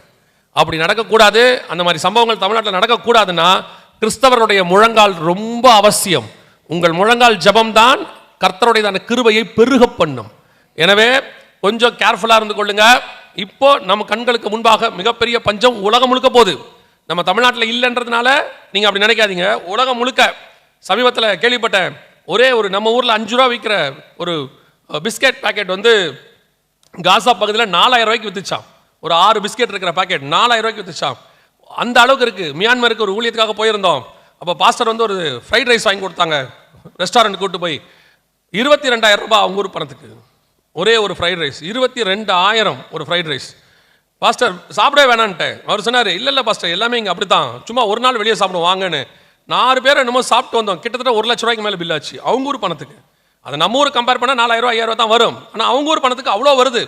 அவர்களெல்லாம் அவ்வளோ கஷ்டப்பட்டு சம்பாதிக்கிறாங்க, அவ்வளோ பிரச்சனைக்குள்ள இருக்கிறாங்க. அங்க இருக்கிற மிலிட்டரி அரசாங்கம் விடுதலையை ஆராதிக்க முடியாது, கையில பைபிள் கொண்டு போக முடியாது. அவ்வளோ உபத்திரவத்துக்கு நடுவில் தேவனை அவர்கள் உண்மையாய் தேடுகிறார்கள். கர்த்தர் உலகம் முழுக்க பஞ்சத்தின் காலம் போய்கொண்டே இருக்கு. உங்களுக்கும் எனக்கும் ஒரு வாசல் திறந்திருக்கிறதுனால தெரியல, அதை கிருபை என்று எண்ணுங்கள். ஆனா நீங்க திருப்பியும் சொல்றேன், பொய்யான மாயை பற்றி கொண்டு கிருபையை போக்கடிச்சிடாதீங்க. இப்போ ஐநா சபை அனௌன்ஸ் பண்ணியிருக்குது உலகளாவிய உணவு பஞ்சம். மடகஸ்கர் பகுதியில எல்லாம் ஜனங்கள் சாப்பிட்றதுக்கு பூச்சி சாப்பிட்ற இடத்துக்கு வந்துட்டாங்க. ஹைத்தி பகுதியில் என்ன செய்யறதுன்னு தெரியாம மண்ணு குழச்சி சாப்பிட்ற அளவுக்குலாம் இருக்கிறாங்க ஜனங்க. இப்போ நம்ம கண்ணுக்கு முன்னாடி காசால 14ஆம் அதிகாரம் ஏசாயா புஸ்தகத்தில் கடைசியில் கர்த்தர் ஒரு தீர்க்க தரிசனம் சொல்லுவார், பெலிஸ்தியாவுக்கு நடக்கும்னு சொல்லி ஆண்டவர் சொல்லுவார். அது அப்படியே இப்போ நடந்துச்சு. ஏசாயா புஸ்தகம் 14ஆம் அதிகாரத்தில் நீங்கள் வாசிச்சு பாருங்க. கடைசி ஒரு 23வது வசனம் நான் நினைக்கிறேன், ஒரு நிமிஷம். 14ஆம் அதிகாரம் ஏசாயா புஸ்தகம் 29வது வசனம் வாசிங்க பார்ப்போம். முழு பெலிஸ்தியாவே, பெலிஸ்தியானா இங்கிலீஷ்ல பாத்தீங்கன்னா பாலஸ்தீன் இருக்கும், பிலிஸ்டைன் இருக்கும், பாலஸ்தீன் இருக்கும். இன்னைக்கு இருக்கிற பெலிஸ்தியாவுடைய பேர் அது. முழு பெலிஸ்தியாவே, உன்னை அடித்த கோல் முறிந்ததென்று அக்களிப்பாய் இராதே. பாம்பின் வேரிலிருந்து கட்டுவிரியன் தோன்றும், அதன் கனி பறக்கிற அக்கினி சர்ப்பமாய் இருக்கும். வாசிங்க. தரித்திரரின் தலப்பிள்ளைகள் திருப்தியாய் புசித்து எளியவர்கள் சுகமாய் படுத்திருப்பார்கள். உன் வேரை பஞ்சத்தினால் சாக பண்ணுவேன், உன்னில் மீதியாய் இருக்கிறவர்களை அவன் கொன்று போடுவான். இந்த தீர்க்க தரிசனம் 30வது வசனம் தான் இப்ப நடந்துகிட்டு இருக்குது. காசா பகுதியில், பெலிஸ்தியா பகுதியில் இப்பதான் அதான் நடந்துட்டு இருக்குது. பஞ்சத்தினால் பிள்ளைகள் அங்கே செத்து கொண்டு இருக்கிறார்கள். எத்தனையோ கிட்டத்தட்ட 60-70 பேருக்கு மேல செத்துட்டாங்கன்னு சொல்லி சொல்றாங்க. இந்த தீர்க்க தரிசனங்கள் எல்லாம் நம்ம காலத்தில் இப்ப நம்ம கண்களுக்கு முன்பாக நடந்து கொண்டு இருக்கிறது. இது மிகப்பெரிய உணவு பஞ்சத்தினுடையதான ஒரு அடையாளம். இன்னும் வருகிறது என்று ஐநா சபை சொல்லுது. இந்தியாவிலுமே இது ஒரு ஆய்வறிக்கை சொல்றதான், டிவியில் வந்ததுதான். இது இந்தியாவில்னு சொல்றாங்க 2030க்குள், இது 2026. யோசிச்சு பாருங்க, இன்னும் ஒரு 3-4 வருஷம் தான் இருக்கிறது. அதுக்குள்ள 9 கோடி பேருக்கு சாப்பாடு இருக்காதுன்னு சொல்லி ஆய்வறிக்கை சொல்லுது. பொதுவாக நீங்க இதெல்லாம் கேட்கும்போது உங்களுக்கு என்ன தோணும்? ஏன் இந்த மாதிரி நியூஸ் எல்லாம் இவங்க சொல்றாங்க சபைக்குள்ள நினைக்காதீங்க. வெறும் சபை என்பது ஆசீர்வாதத்தை மட்டும் சொல்லுகிற இடம் இல்ல, எச்சரிப்பை சொல்லி ஆயத்தம் பண்ணுகிற இடம். பரிசுத்த ஆவியானவர் குறித்து வேதம் சொல்லுகிறது, வரும் காரியங்களை குறித்து உங்களுக்கு போதிப்பார். நீங்க ஏசாயா புஸ்தகத்துல இருந்து எடுத்து பாருங்க, எவ்வளவு ஆசீர்வாதம் இருக்கோ அதை விட அதிகப்படியாக எச்சரிப்பு இருக்கும். அதை விட அதிகப்படியாக எச்சரிப்பு இருக்கும். ஆசீர்வாதத்தை சொல்லாமல் இருந்தாலும் பிரச்சனை இல்லை, அது தானாய் வரும். அது வந்துருக்கும், உங்களுடைய கிரியைக்கு தக்கதான பலன் வந்துடும். ஆனா எச்சரிப்பை கண்டிப்பா சொல்லித்தான் ஆகணும். ஒரு ரோடு நல்ல நார்மலா இருக்கு, நல்ல 100-110 கிலோமீட்டர் ஸ்பீட்ல போலாம் அப்படின்னா எந்த இடத்துலையும் போர்டு வச்சிருக்க மாட்டாங்க, நல்லா வேகமா போங்கன்னு போர்டு வைக்க மாட்டாங்க. அது பாட்டு போகத்தான் போறோம் நம்ம நல்லா இருந்தா. ஆனா அந்த இடத்துல ஒரு கர்வ் இருக்கு, ஒரு ஸ்பீட் பிரேக்கர் இருக்கு, அல்லது அந்த இடத்துல ஒரு ஆக்சிடென்ட் ஜோன் இருக்குன்னா கண்டிப்பா என்ன செய்வாங்க, அங்க ஒரு போர்டு வச்சிருப்பாங்க. காஷன் மட்டும்தான் எப்பவும் சொல்லப்படும். ஆசீர்வாதத்தை சொல்ல வேண்டிய அவசியம் இல்லை, ஏன்னா அது தானா நடக்கும். அது வந்தா சந்தோஷம் தானே, வேணா நான் சொல்ல போறோம். ஆனா நீங்க என்ன நினைக்கிறீங்கன்னா ஆசீர்வாதத்தை பத்தி மட்டும்தான் கேட்கணும்னு நினைக்கிறீங்க. இந்த மாதிரி எச்சரிப்பை கேட்க விரும்ப மாட்டீங்க, அல்லது கேட்கறதுக்கு கொஞ்சம் மனசு கஷ்டமா இருக்கு. வேற வழி இல்லை, கேளுங்க. ஏன்னா அடுத்து வரப்போது, வாசப்படி வரைக்கும் வந்துருச்சு. ஆவியானவர் சபைகளுக்கு சொல்லுகிறதை காதுள்ளவன் கேட்க கடவன். இப்ப நம்ம கண்ணுக்கு முன்னாடி 2030க்குள்ள இப்படிப்பட்ட காரியங்கள் வரும் என்று சொல்லுகிறார். வேதத்தில் சொன்ன உணவு பஞ்சத்தினுடைய உச்சம், இந்த உணவு பஞ்சம் மட்டுமல்ல, இன்னொரு பஞ்சத்தையும் கர்த்தர் சொல்லுகிறார். தண்ணீர் பஞ்சத்தை பத்தி நிறைய விஷயம், தண்ணீர் பஞ்சத்தை பத்தி ஆண்டவர் சொல்றாரு. ஆமோஸ் புஸ்தகத்தை போய் நீங்க வாசிச்சு பார்த்தீங்கன்னா 4:8 இருக்கட்டும், அல்லது வெளிப்படுத்தின விசேஷம் 16ஆம் அதிகாரம் 12வது வசனம் வாசிங்க. வெளிப்படுத்தல் 16:12 வாசிங்க. 6ஆம் தூதன் தன் கலசத்தில் உள்ளதை ஐபிராத் என்னும் பெரிய நதியின் மேல் ஊற்றினான். அப்பொழுது சூரியன் உதிக்கும் திசையிலிருந்து வரும் ராஜாக்களுக்கு வழி ஆயத்தமாகும்படி அந்த நதியின் தண்ணீர் வற்றி போயிற்று. இது நடக்க போகிற, அதாவது வருக வந்ததிலிருந்து 7 வருஷம் கழிச்சு நடக்கணும். அர்மெகதான் யுத்தத்துக்கு கிழக்கிலிருந்து வரும் ராஜாக்கள். இன்னும் கொஞ்சம் உங்களுக்கு தெளிவாக சொல்லணும்னா, கிழக்கில் இருக்கிற கடைசி ராஜாக்கள், கடைசி பெரிய நாடு எதுனா சைனாவும் இந்தியாவும் தான் லாஸ்ட். இதோட பே ஆஃப் பெங்கால் வந்துடும். அதுக்கப்புறம் இருக்கலாம் தீவுகள் தான், சிங்கப்பூர், மலேசியா, இதெல்லாம் ஒரு தீவுகளுடைய கூட்டமைப்பு அப்படின்னு சொல்லுவாங்க. ஆனால் பெரிய நாடு எது இருக்குன்னு கேட்டிங்கன்னா இந்தியா, சைனா தான் லாஸ்டாக இருக்கிறது. இந்த கிழக்கிலிருந்து வரும், சூரியன் உதிக்கும் திசையிலிருந்து வரும் ராஜாக்கள் அப்படின்னா இந்தியா, இந்த சைனா போன்ற நாடுகள்லாம் ஒன்றா இணையணும். இப்போ நல்லா கவனிச்சு பார்த்தீங்களா, உங்களுக்கு புரியுமான்னு தெரியல. எக்கானமி பாருங்க, எல்லாத்த விட இந்தியன் எக்கானமியும் சைனா எக்கானமியும் பரவாயில்லன்னு இருக்கு. இப்போ நார்த்தோடைய நீங்க போய் வெஸ்ட்டை விட நீங்க கம்பேர் பண்ணீங்கன்னா இருக்கு. இன்னைக்கு கூட யூரோப்பியன் யூனியன் இந்தியாவோட வந்து சைன் பண்ணியிருக்காது. மற்ற எல்லா நாடுகளை விட ஜெர்மனி சைன் பண்ணுது, பிரான்ஸ் சைன் பண்ணுது இந்தியாவோட. அவங்க என்ன சொல்றாங்கன்னா Indian economy while comparing to other countries நாம பரவாயில்லைங்கிறான். பைபிள் சொல்றது கடைசி காலத்தில் சூரியன் உதிக்கும் திசையிலிருந்து வரும் ராஜாக்கள். ஸோ இப்போ இவங்க கடைசியா அர்மெகதான் யுத்தத்தை போய் ஜாயின் ஆகணும்னு பைபிள் சொல்லுது. அப்படி இருக்கும் போது அதுக்கு முன்னாடி என்ன நடக்கணும்னா, அந்த நதியின் தண்ணீர், ஐபிராத் என்னும் நதியின் தண்ணீர் என்னவாகணும், வற்றி போகணும் அப்படின்னு இருக்கு. இந்த ஐப்ராத்னா என்ன அப்படின்னு கேட்டீங்கன்னா, ஆதியாகமத்தின் புஸ்தகம் 2ஆம் அதிகாரம் 9வது வசனத்திலிருந்து நீங்க வாசிக்கும் போது, தோட்டத்துக்கு தண்ணீர் பாயும்படி ஒரு நதி புறப்பட்டு 4 ஆறுகள் ஆகியது அப்படின்னு இருக்கும். அதுல முதலாம் ஆற்றுக்கு, 2ஆம் ஆற்றுக்கு, 3ஆம் ஆற்றுக்குலாம் பேர் இருக்கும். பைசோன், கீஹோன் இப்படிலாம் இருக்கும். அதுல கடைசியா இருக்கிற 4ஆம் ஆத்துக்கு என்ன பேர் இருக்குன்னு பாத்தீங்கன்னா ஐப்ராத்னு இருக்கும். இந்த ஐப்ராத்து தான் யூப்ரட்டிஸ். இது கர்த்தர் உண்டாக்கின போது உண்டான ஆறு, ஏறக்குறைய 6000 வருஷத்தினுடைய ஆடு. இந்த ஆற்றுடைய யூப்ரட்டிஸ் அண்ட் டைக்ரிஸ் 2 ஆறுகளுக்கு நடுவில் இருக்கிறதா மெசொப்பொத்தேமியா. 7ஆம் அதிகாரம் அப்போஸ்தலர் நடபடிகள் 2-3 வசனத்துல ஆபிரகாம் மெசொப்பொத்தேமியா தேசத்திலிருந்து வந்தார்னு இருக்கும். அங்கிருந்து வந்ததுனால தான் ஆபிரகாமுக்கு எல்லையை குறிக்கும் போது ஐப்ராத் நதின்னு ஆண்டவர் குறிக்கிறார். அந்த யூப்ரட்டிஸ் அதனுடைய கரையில தான் நேபுகாத் நேச்சார், அதனுடைய கரையில தான் பெல்ஷாஷார், அங்கதான் தானியேல் போய் இருந்தாரு. பாபிலோனினுடைய ஆறுகளிலே உட்கார்ந்து நாங்கள் சியோனை குறித்து பாடினோம்லாம் சொல்றாருல்ல, அதெல்லாம் அங்கதான். அந்த ஆறு தான். அந்த ஆற்றின் தண்ணி என்னவாகுமா, கடைசியில ராஜாக்கள் வருவதற்கு முன்பதாக வற்றி போகும் அப்படின்னு இருக்கு. இப்போ நீங்க பாத்தீங்கன்னு சொன்னா கொஞ்சம் சமீப காலமாக யூப்ரட்டிஸ் வத்தி போக தொடங்கிருச்சு. கிட்டத்தட்ட 6000 வருஷம் ஓடுகிற நதி ஜீவ நதின்னு சொல்லுவாங்க, வற்றாத ஜீவ நதின்னு சொல்லுவாங்க. இப்போ அந்த தண்ணி, நதியினுடைய தண்ணீர் எல்லாம் என்ன ஆயிடுச்சுன்னு பார்த்தீங்கன்னா வற்றி போக தொடங்கி விட்டது. கர்த்தர் சொன்னபடி இது ஒரு பெரிய அடையாளம். இதெல்லாம் வருஷக்கணக்காக ஓடுற தண்ணி. இந்த நதியின் தண்ணீர் வற்றி போக தொடங்கி விட்டது. அப்படின்னா நம்ம எந்த இடத்துல இருக்கோம்னு பாருங்க. வருக ஒருவேளை இன்னைக்கு நடந்தா அடுத்த 7 வருஷத்துக்குள்ள நடக்க வேண்டிய சம்பவம் இது. ஏன்னா 7வது வருஷத்துல தான் பூமியின் ராஜாக்கள்லாம் யுத்தத்துக்கு வருவாங்க, அர்மகெதோன் யுத்தத்துக்கு. அப்போ அந்த நதியின் தண்ணீர் வத்த தொடங்கிருச்சுன்னா அந்த 7 வருஷம் அப்ரோச் ஆகுதுன்னு அர்த்தம். அப்போ அதுக்கு முன்னாடி நடக்க வேண்டிய வருகை எவ்வளவு சமீபமா இருக்குன்னு பாருங்க. எந்த விதத்துல நீங்க வேத வசனத்தை எடுத்து ஆராய்ந்து பார்த்தாலும் வருகை சமீபம் என்பதை நமக்கு தெளிவாய் சொல்லிக் கொண்டே இருக்கிறது. வானத்திலையும் அடையாளம் பார்த்தாலும் சரி, பூமியில அடையாளம் பார்த்தாலும் சரி, சமுத்திரத்துல பார்த்தாலும் சரி, எதுல பார்த்தாலும் இருக்கு மிகப்பெரியதான அளவில். இப்போ நீங்க 2 வசனம் ரெண்டுல ஏதாவது ஒன்று கூட வாசிங்க. செப்பனியா புஸ்தகம் 1ஆம் அதிகாரம் 3ஆம் வசனத்தையோ அல்லது ஓசியாவின் புஸ்தகம் 4ஆம் அதிகாரம் 3ஆம் வசனத்தையோ ஏதோ ஒன்று வாசிங்க, 2 கூட வாசிங்க, ஒன்றும் பிரச்சனை இல்லை, வாசிங்க பார்ப்போம். மனுஷரையும் மிருக ஜீவன்களையும் வாரிக்கொள்ளுவேன், நான் ஆகாயத்து பறவைகளையும் சமுத்திரத்து மச்சங்களையும் இடத்திற்கு ஏதுவானவைகளையும் துன்மார்க்கரோடு கூட வாரிக்கொண்டு தேசத்தில் உண்டான மனுஷரை சங்காரம் பண்ணுவேன் என்று கர்த்தர் சொல்கிறார். இதே காரியத்தை இன்னொரு இடத்துலயும் சொல்றார். ஓசியாவின் புஸ்தகம் 4ஆம் அதிகாரம் 3வது வசனத்துல வாசிங்க. இதே விஷயம் தான்.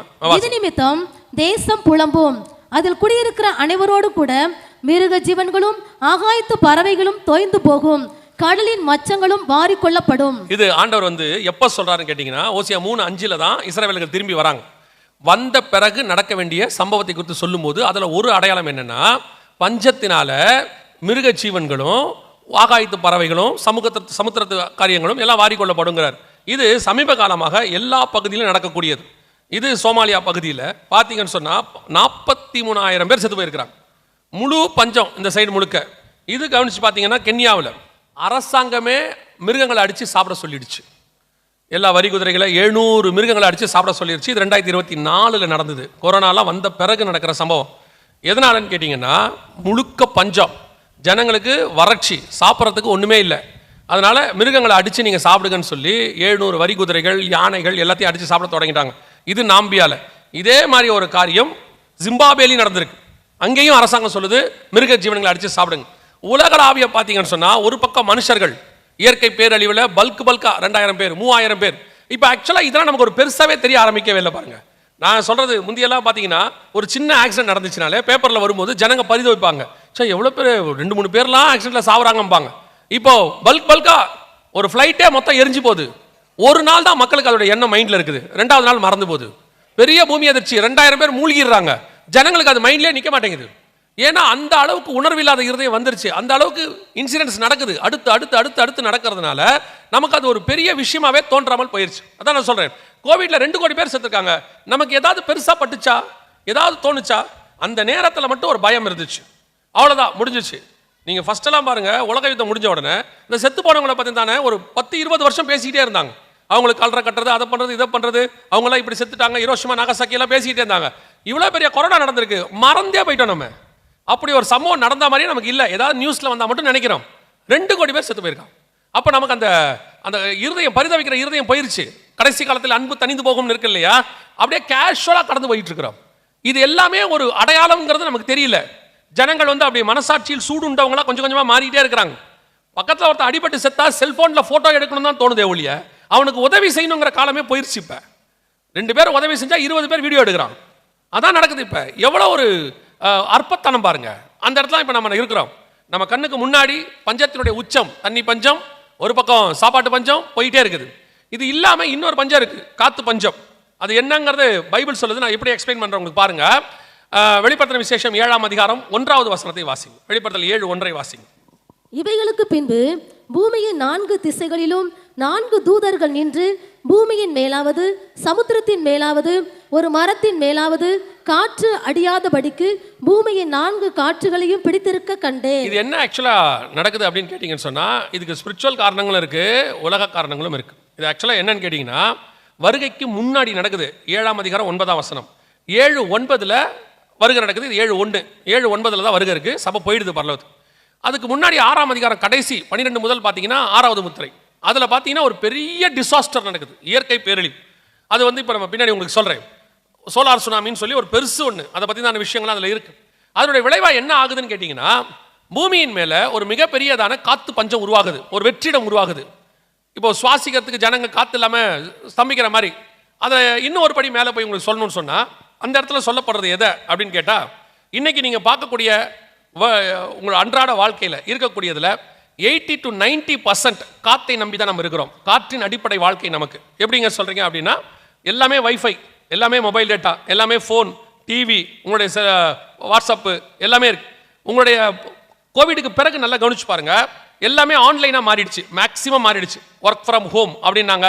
அடுத்து ஸ்கூல் ஹோம் ஸ்கூல் ஆயிடுச்சு. அதாவது என்ன சொல்லுவாங்க, ஆன்லைன் கிளாஸஸாக மாறிடுச்சு. உங்களுடைய பேங்க் எக்கானமி, ஜிபே எல்லாமே ஆன்லைனாக மாறிடுச்சு. சாப்பாடு கூட இப்போ எதில் தான் வருது, எல்லாம் ஆர்டர் பண்ணால் ஆன்லைனில் வருது. மளிகை சாமான் ஆன்லைனில் வருது. யாராவது ஒருத்தர் வீட்டில் பொருளை மறந்துட்டு போயிட்டாருன்னா அந்த பொருளை நீங்கள் ஆன்லைன்லேயே என்ன பண்ணிடலாம், ஒருத்தரை கூப்பிட்டு அனுப்பிடலாம். நம்ம அந்த அளவுக்கு முந்தியலாவது தேவைப்படுற பொருளை வாங்கிட்டு இருந்தோம். இப்போ சுடுதண்ணி வரைக்கும் ஆன்லைனில் வாங்க ஆரம்பிச்சிட்டோம் இல்லையா? பால் எல்லாம் வாங்குறாங்க, பால்கள் எல்லாம் ஆன்லைனில் போட்டு வாங்குற அளவுக்கு வந்துட்டாங்க இன்னைக்கு. ஸோ அந்த அளவுக்கு நம்ம ஆன்லைனை நம்ப தொடங்கிட்டோம். இறங்கி வீட்டை விட்டு 4 படிக்கட்டு இறங்குறதே கால் வலிக்கிற இடத்துக்கு நமக்கு வந்துருச்சு. உடனே பிள்ளைங்களாம் இப்போ என்ன சொல்லுதுன்னா, ஆர்டரை போட்டால் வரப்போகுது, அப்படி போய் வாங்குற ஆளை பைத்தியம் மாதிரி பார்க்குது. எதுக்கு கடைக்கு போயெல்லாம் வாங்குறீங்க அப்படின்ற இடத்துக்கு வந்துட்டோம். இது ஒரு வகையில் காற்றை நம்ப தொடங்கிட்டோம். ஒரு இடத்துல ஆண்டவர் என்ன பண்ணுறாரு, வருகைக்கு முன்னாடி காற்றை பிடிக்கிறார். அவரோட அர்த்தம் என்னன்னா, இன்ஃபர்மேஷன் எதுவுமே டிராவல் ஆகாது. அதுக்கு நடுவில் தான் கர்த்தர் கொண்டு போயிட்டு இஸ்ரவேலர்கள் 1,44,000 பேரை ஒரு இடத்துல மறைச்சு வைக்கிறார். அந்த 4வது வசனத்துலேருந்து 8வது வசனம் 8வது வசனம் வரைக்கும் நீங்கள் வாசிச்சு பார்த்தீங்கன்னா, ஒவ்வொரு கோத்திரத்திலிருந்தும் 12,000 பேர் மேலே முத்திரை போடுறார் ஆண்டவர். இந்த முத்திரை போடப்பட்டவங்க தான் 12ஆம் அதிகாரம் வெளிப்படுத்தின விசேஷத்தில் கர்த்தரால் பாதுகாக்கும்படி வனாந்தரத்துக்கு கொண்டு போனார்கள். இதைத்தான் இயேசு மத்திய 24 சொல்றாரு. பாலாக்கும் அருவருப்பை குறித்து தானியேல் தீர்க்கதரிசி சொல்லியிருக்கிறானே, வாசிக்கிறவன் சிந்திக்க கடவன், அதை பரிசுத்த ஸ்தலத்தில் நிற்க காணும்போது யூதேயாவில் இருக்கிறவர் மலைகளுக்கு ஓடிப்போங்கள். ஸோ இவங்களை பத்திரமா பாதுகாக்கிறார். அப்படி பாதுகாக்கும் போது இவங்களை ட்ராக் பண்ணக்கூடாது, இவங்களை கண்டுபிடிக்க கூடாது, இவங்க ஒரு இடத்துல இருக்கணும். அப்படின்னா என்ன ஆகணும்னு கேட்டிங்கன்னா, இவங்க அத்தனை பேரையும் ட்ராக் பண்ணாத ஒரு நிலைமை வரணும். ஸோ காற்றை பிடிச்சாதான் இன்ஃபர்மேஷன் ட்ராவல் ஆகாது. இப்போ நீங்கள் பார்த்தீங்கன்னா, இப்போ எந்த அளவுக்கு நம்ம வந்துட்டு லைவ் ட்ராக்கிங் இருக்குது. இப்போ நம்ம லைவ் லொக்கேஷன் அனுப்புங்கன்னு ஒன்று சொல்கிறீங்க. இந்த லைவ் லொக்கேஷன் என்ன அப்படின்னு கேட்டால், உங்களுடைய ஃபோனில் இருந்து நம்பர் லைவ் லொக்கேஷன் அனுப்பிட்டீங்கன்னா, நீங்கள் நடக்க அது காட்டிக்கிட்டே இருக்குது. காரில் வர காட்டுது, எந்த இடத்துல இருக்கீங்க, எவ்வளோ நேரத்தில் வருவீங்க, என்ன ஆகும், எல்லாம் காட்டுது. So 24 hours tracking. அதிலே கேட்குறான் 8 hours 1 hour ட்ராக்கிங் 24 hours போக்குறான். போட்டு விட்டீங்கன்னா 24 மணி நேரம் நீங்கள் கண்காணிக்கப்படுவீர்கள். நீங்கள் எல்லாத்தையும் வெறும் டெக்னாலஜியாக மட்டும் பார்க்குறீங்க, வெறும் அறிவுபூர்வமாக மட்டும் பார்க்குறீங்க. இது அத்தனையும் ட்ராப். நீங்கள் மறைவாய் போகவே முடியாது. எந்த பக்கம் திரும்பினாலும் உங்களை கண்காணிக்க தொடங்கியாச்சு. இப்போ ரீசெண்டாக நான் சொல்கிறது ஒரு 15 நாள் தான் இருக்கும், ஒரு இன்ஃபர்மேஷன் வந்துச்சு. இப்போ ஒரு டெக்னாலஜி வருது, உலகளாவியாக வருது, இந்தியாலையும் வருது, எல்லா நாட்டிலையும் வருது. அந்த டெக்னாலஜி என்னன்னு கேட்டிங்கன்னா, உங்கள் வீட்டுக்குள்ளே இருக்கக்கூடியதான ஏர் கண்டிஷன், உங்கள் வீட்டுக்குள்ளே இருக்கிற டிவி, உங்கள் வீட்டுக்குள்ளே இருக்கிற ஃப்ரிட்ஜு ஒன்றுக்கு ஒன்று பேசிக்கும். நம்ப முடியுதா? ஒன்றுக்கு ஒன்று பேசிக்கும். நான் சொல்கிறது உண்மை. ஒன்றுக்கு ஒன்று கம்யூனிகேட் பண்ண போகுது. எல்லாமே ஏஐ டெக்னாலஜியில் கொண்டாந்துருக்குறாங்க. இனிமேட்டு சர்வீஸ் பண்ணுறதுலேருந்து எல்லாத்தையும் அதுவே டிசைட் பண்ணும். உங்கள் வீட்டில் இருக்கிற வைஃபையோட அது கனெக்ட் ஆகிடும். உங்கள் வீட்டில் இருந்து அது செய்ய வேண்டியதான சர்வீஸ் வருது. இப்போ ஏர் கண்டிஷன் சர்வீஸ் வரப்போகுதுன்னு சொன்னால் அதுவே என்ன பண்ணிவிடும்னா, ஏர் கண்டிஷன் உள்ளதான அந்த சர்வீஸ் சென்டருக்கு அதுவே ஃபோன் பண்ணும். ஏன்னா எல்லா இன்ஃபர்மேஷனும் அது உள்ளே இருக்கும். உங்கள் வைஃபை யூஸ் பண்ணி அதுவே கால் பண்ணும். 6 மாதம் ஆயிடுச்சு, இந்த வீட்டுக்கு நீ என்ன செய்ய, கொண்டு வந்து வா, என்ன ஃபால்ட் அதில் இருக்கணும் அதுவே சொல்லும், என்ன ஏதாவது ப்ராப்ளம் இருக்கான்னு சொல்லும், வீட்டை வாட்ச் பண்ணும். இப்போ அப்படி ஒரு முழு டெக்னாலஜி வந்துருச்சு. ஒரு சகோதரர் ஃபோன் பண்ணி சொல்கிறாரு, அண்ணே எல்லாமே முடிஞ்சிருச்சுண்ணே, டோட்டலாக வீடு சர்வைலன்ஸுக்கு போயிருச்சு, நீங்க வீட்டுக்குள்ள எத்தனை மணிக்கு வரீங்க, எங்க போறீங்க, என்ன சாப்பிட்றீங்க வரைக்கும் கண்காணிக்கிற அளவுக்கு ரெடி ஆயிருச்சு. இது பார்க்கறதுக்கு டெக்னாலஜி, அறிவியல் வளர்ச்சி. ஆனால் உங்களையும் என்னையும் முழுவதுமாய் ஒரு கண்ட்ரோல் கீழே வந்துகிட்டு இருக்கு ஏஐ. இது உங்களுக்கு எப்படி புரிஞ்சுக்கிறது எனக்கு தெரியல. Very danger, very danger. நீங்க லைட் ஆஃப் பண்ணாலும் உங்களை கண்காணிப்பாங்க. நீங்க என்ன பேசுறீங்கன்றதை உங்க வீட்டில் இருக்கிற மிஷின் ட்ராக் பண்ணும், அதை அது ஸ்டோர் பண்ணும், தேவைப்பட்டால் தேவையான இடத்துக்கு அதுவே கொடுக்கும். எல்லாமே இப்ப ரெடியா இருக்கு. மொத்த டெக்னாலஜி. நான் சொல்றது ஏர் கண்டிஷன்ல. இப்ப நான் சொல்றது ஒருவேளை உங்களுக்கு புரியாது, ஒருவேளை இதெல்லாம் நடக்கும்னு நினைச்சீங்கன்னா, நான் சொல்றது ஆல்ரெடி எக்ஸிஸ்டிங், இப்ப இருக்கு. இந்த வருஷத்துல அதை இம்ப்ளிமெண்ட் பண்ணுவாங்க, நீங்க பாப்பீங்க. அதை எப்படி ஆட் கொடுப்பாங்கன்னா, இப்ப நான் சொல்றது ஆட்ல வரும். அப்ப நீங்க புரிஞ்சுக்கோங்க, இனி உங்கள் ஏசியை குறித்து கவலைப்படாதிருங்கள், அதுவே தன்னை சர்வீஸ் பண்ணி கொள்ளும், அதுவே தன்னை மெயின்டைன் பண்ணி கொள்ளும், கரண்ட் இல்லை என்றால் அது உங்களுக்கு தெரிவிக்கும் அப்படின்னு சொல்லுவாங்க. அப்படி ஒரு ஆட் வந்துச்சுன்னா இப்படி கை வச்சுக்கோங்க. ஏன்னா எப்படி உட்காந்துருக்கீங்க பாருங்களேன், இல்லை அப்படியே உட்காந்துருக்க தோரணை எப்படி இருக்கு தெரியுமா? அப்படியா? ஒரு கூட்டம் எப்படி உட்காந்துருக்குன்னா, இதெல்லாம் எங்கே போய் முடியும்னே தெரியலையே ஆண்டவா. கணவர் மனைவி கிட்ட சொல்லுவார் பக்கத்தில் உட்காந்துரு, இதுக்கு தான் இந்த ஆள் மீட்டிங்கை நான் வரமாட்டேன், நான் கேட்டியா நீ? ஏற்கனவே அப்படி ஒன்று நடந்திருக்கு. அதனால தான் சொன்னேன். ஒருத்தர் சொல்லியிருக்காரு அவங்க வீட்டம்மா கிட்ட, அந்த ஆள் மீட்டிங்கில் நான் வரமாட்டேன், நீயே போ அப்படின்னு. அப்போது அந்த அவங்க சொல்லியிருக்காங்க, ஏன் அவர் ஒன்றும் தப்பாக ஒன்றும் சொல்கிற மாதிரி தெரியல எனக்கு. தப்பாலாம் அந்த ஆள் அவர் சொன்னதை அவங்க அப்படியே சொன்னாங்க. தப்பாலாம் ஒன்றும் சொல்லலை அவன், ஆனால் சொல்லி அனுப்புறாப்புல 3 நாளைக்கு தூக்கம் வர மாட்டேங்குது, அதுவே மைண்டில் வரும். இவையெல்லாம் சம்பவிக்க வேண்டியதே இப்போ இல்லை, வருகைக்கு பின்னாடி தான் கண்காணிக்க தொடங்குவாங்க. அதுக்கான ஆயத்தம் நடக்குது. இது ஆயத்தப்படுற மாதிரியே பரலோகமும் உங்களை என்னையும் கொண்டு போகிறதுக்கு ஆயத்தப்படுத்திட்டு இருக்குது. இந்த செகண்ட் முடிவடையும் போது அந்த அதனால தான் சொன்னேன், 7ஆம் அதிகாரம் 1 முதல் 8 வசனம் இப்போ காத்து காரியம் நடந்துகிட்டு இருக்கு. 9 நம்ம பரலோகத்துக்கு போயிடுறோம். 8ஆம் அதிகாரத்தில் தான் எக்காலம் ஊத ஆரம்பிக்கிறாங்க. அப்போ தான் ஜனங்களை கண்காணிக்கிறதெல்லாம் அவளை கவர் பண்ணுறாங்க. ஸோ இப்போ அந்த இடம் நம்ம 7ஆம் அதிகாரம் 1 முதல் 8 வசனத்தில் இருக்கக்கூடிய அந்த காலகட்டத்து ஜனங்களாக இருக்கிறோம். ஸோ டோட்டலாக நம்மளை கண்காணிக்கிறதுக்கான எல்லாம் நடக்குது. வீட்டை விட்டு வெளியே வந்தீங்கன்னா சேட்டலைட் பார்க்கும், வீட்டுக்குள்ளே இருந்தீங்கன்னா வைஃபை உங்களை பார்த்துக்கொள்ளும். இப்போ நீங்கள் வைஃபை மொபைல் டேட்டா இல்லாமல் வாழ போகிறதே இல்லை.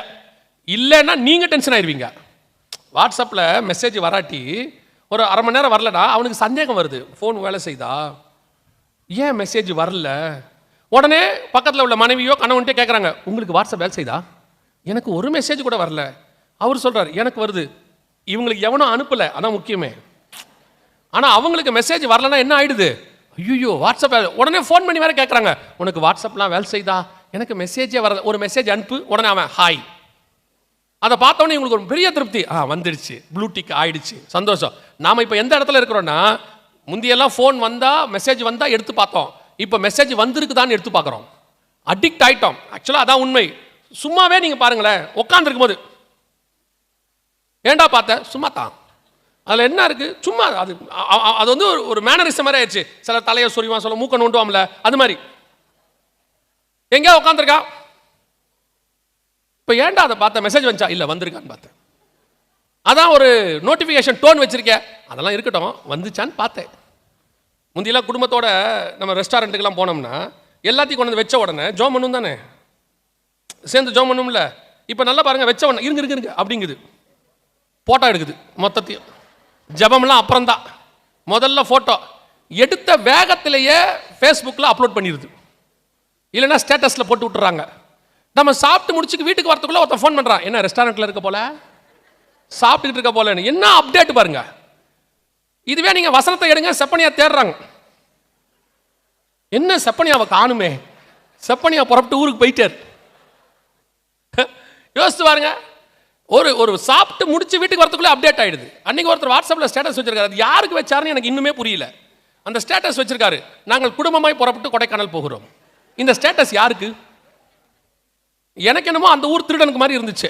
நாங்கள் வீட்டில் இல்லை, நீ வந்துட்டு போ, ஃப்ரீயாக தான் இருக்குது வீடுன்னு. எதுக்கு ஸ்டேட்டஸில் என்ன வைக்கணும், ஏதை வைக்கணும்? ஸ்டேட்டஸ்னால் என்ன? நம்ம இருக்கிற நிலைமையை அன்றைக்கி சொல்லக்கூடியதான் ஸ்டேட்டஸ். இன்றைக்கி நம்ம அந்த அளவுக்கு ஃபோனில் அடிக்ட், வைஃபைல அடிக்ட், மொபைல் டேட்டா. இப்போலாம் 3 மாதத்துக்கு 1 வருஷத்துக்கு ரீசார்ஜ் பண்ணுறவங்களாம் இருக்கான். டோட்டலாக 1 வருஷத்துக்கு ரீசார்ஜ் பண்ணி விட்டுரு, அது பாட்டு நிறுத்திட்டு போட்டோம். அந்த அளவுக்கு கேர்ஃபுல்லாக இருங்க. காற்றை ஏன் கத்தர் பிடிக்கிறாருன்னா, இன்ஃபர்மேஷன் ட்ராவல் ஆகிறத தடுக்கிறாரு. ஏன்னா கொண்டு போய் 1,44,000 பேர் என்ன பண்ணணும், மறைச்சு வைக்கணும். ஸோ அவங்க இருக்க இல்லாத இடத்துக்கு. அதனால தான் ஆண்டவர் எங்கே கொண்டு போய் ஒளிச்சு வைக்கிறான்னு பாருங்க, ரொம்ப அழகாக இருக்கும்.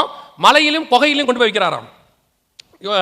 ஓசியா 10:28 நினைக்கிறேன், அதில் சொல்லுவார், 10:8 10:28 சொல்லுவார், மலைகளிலும் குகைகளிலும் கொண்டு போய் அவங்களை ஒளிச்சு வைக்கிறாருன்னு இருக்கு. அதே காரியம் தான் வெளிப்படுத்தல் 6:15-16 இருக்கும். பூமியின் ராஜாக்கள், பெரியோர்கள், ஐஸ்வர்யவான்கள், சேனை தலைவர்கள், பலவான்கள், சுயாதீனர் யாவரும், அடிமைகள் யாவரும் பர்வதங்களின் குகைகளிலும் கண்மலையிலும் ஒளிந்து கொண்டு, வெளிப்படுத்தல் 6:15 இருக்கும். இதே காரியம் தான் உங்களுக்கு ஓசியா 10 இருக்கும். அதே காரியம் தான் உங்களுக்கு 2ஆம் அதிகாரம் ஏசாயாவில் இருக்கும். 3 இடத்துல சொல்வாரு அவங்க போய் மலையில பதுங்கி கொள்வாங்கன்னு. அங்கதான் உங்களுக்கு நெட்வொர்க் எடுக்காது. நெட்வொர்க் இல்லாத இடத்துல கொண்டு போய் ஆண்டவர் வைக்கிறார். இதான் 7ஆம் அதிகாரம் 1ஆம் வசனம், காற்றை பிடித்தல். இது ஒரு பக்கம், இது நடக்கிற உண்மையான சம்பவம். அதே நேரத்தில் காற்று பஞ்சம்னு ஒன்று வர ஆரம்பிச்சிருச்சு. காற்று பஞ்சம் உலகளாவிய, ஷாங்காய் சிட்டியெல்லாம் சுவாசிக்கிறதுக்கு தகுதி இல்லாத சிட்டின்ட்டான். நம்ம ஊரில் டெல்லி அப்படி தான் இருக்குது. கார்பன் டை ஆக்சைடு லெவல் 20 தான் இருக்கணுமா, அவங்க சொல்கிறாங்க 400 இருக்கான் டெல்லியில். பல நேரங்களில் ஸ்கூலுக்கே போக வேண்டாங்கிறான், பிள்ளைகளை ஸ்கூல் பக்கம் போக வேண்டாம், வீட்டுக்குள்ளே இருங்க, வீட்டிலேருந்து படிங்கன்றான். எல்லா பஞ்சமும் எல்லா பக்கமும் வர தொடங்கி விட்டது. ஒரு பக்கம் சாப்பாட்டு பஞ்சம், ஒரு பக்கம் தண்ணி பஞ்சம், ஒரு பக்கம் காற்று பஞ்சம். இதெல்லாம் தாண்டி உச்சமா இதெல்லாம் வெளியே நடக்கக்கூடியது. சபைக்குள்ள ஒரு பஞ்சம் இருக்கு. ஆமோஸ் புஸ்தகம் 8ஆம் அதிகாரம் 11வது வசனத்தை வாசிங்க. ஆமோஸ் புஸ்தகம் 8:11 வாசிங்க. இதோ நான் தேசத்தின் மேல் பஞ்சத்தை அனுப்பும் நாட்கள் வரும். ஆகார குறைவினால் உண்டாகிய பஞ்சம் அல்ல, ஜலக்குறைவினால் உண்டாகிய தாகம் அல்ல. கர்த்தருடைய வசனம் கேட்க கிடையாத பஞ்சத்தை அனுப்புவேன் என்று கர்த்தராகிய ஆண்டவர் சொல்லுகிறார். கர்த்தருடைய வசனம் கேட்க கிடையாத பஞ்சத்தை அனுப்புவேன் என்று கர்த்தர் சொல்லுகிறார். கர்த்தருடைய வசனம் கேட்க கிடையாத பஞ்சம்னா என்ன? வசன பஞ்சம்னு ஆண்டவர் சொல்றார். அது எப்படி நடக்கும் வசன பஞ்சம்? இப்போ நீங்க எடுத்து பாருங்க, முன்னாடி இருந்ததை விட சபைகள் பெருகி இருக்கு. முன்னாடி இருந்ததை விட விசுவாசிகள் பெருகி இருக்கிறாங்க. முன்னாடி இருந்ததை விட ஊழியர்கள் பெருகி இருக்கிறாங்க.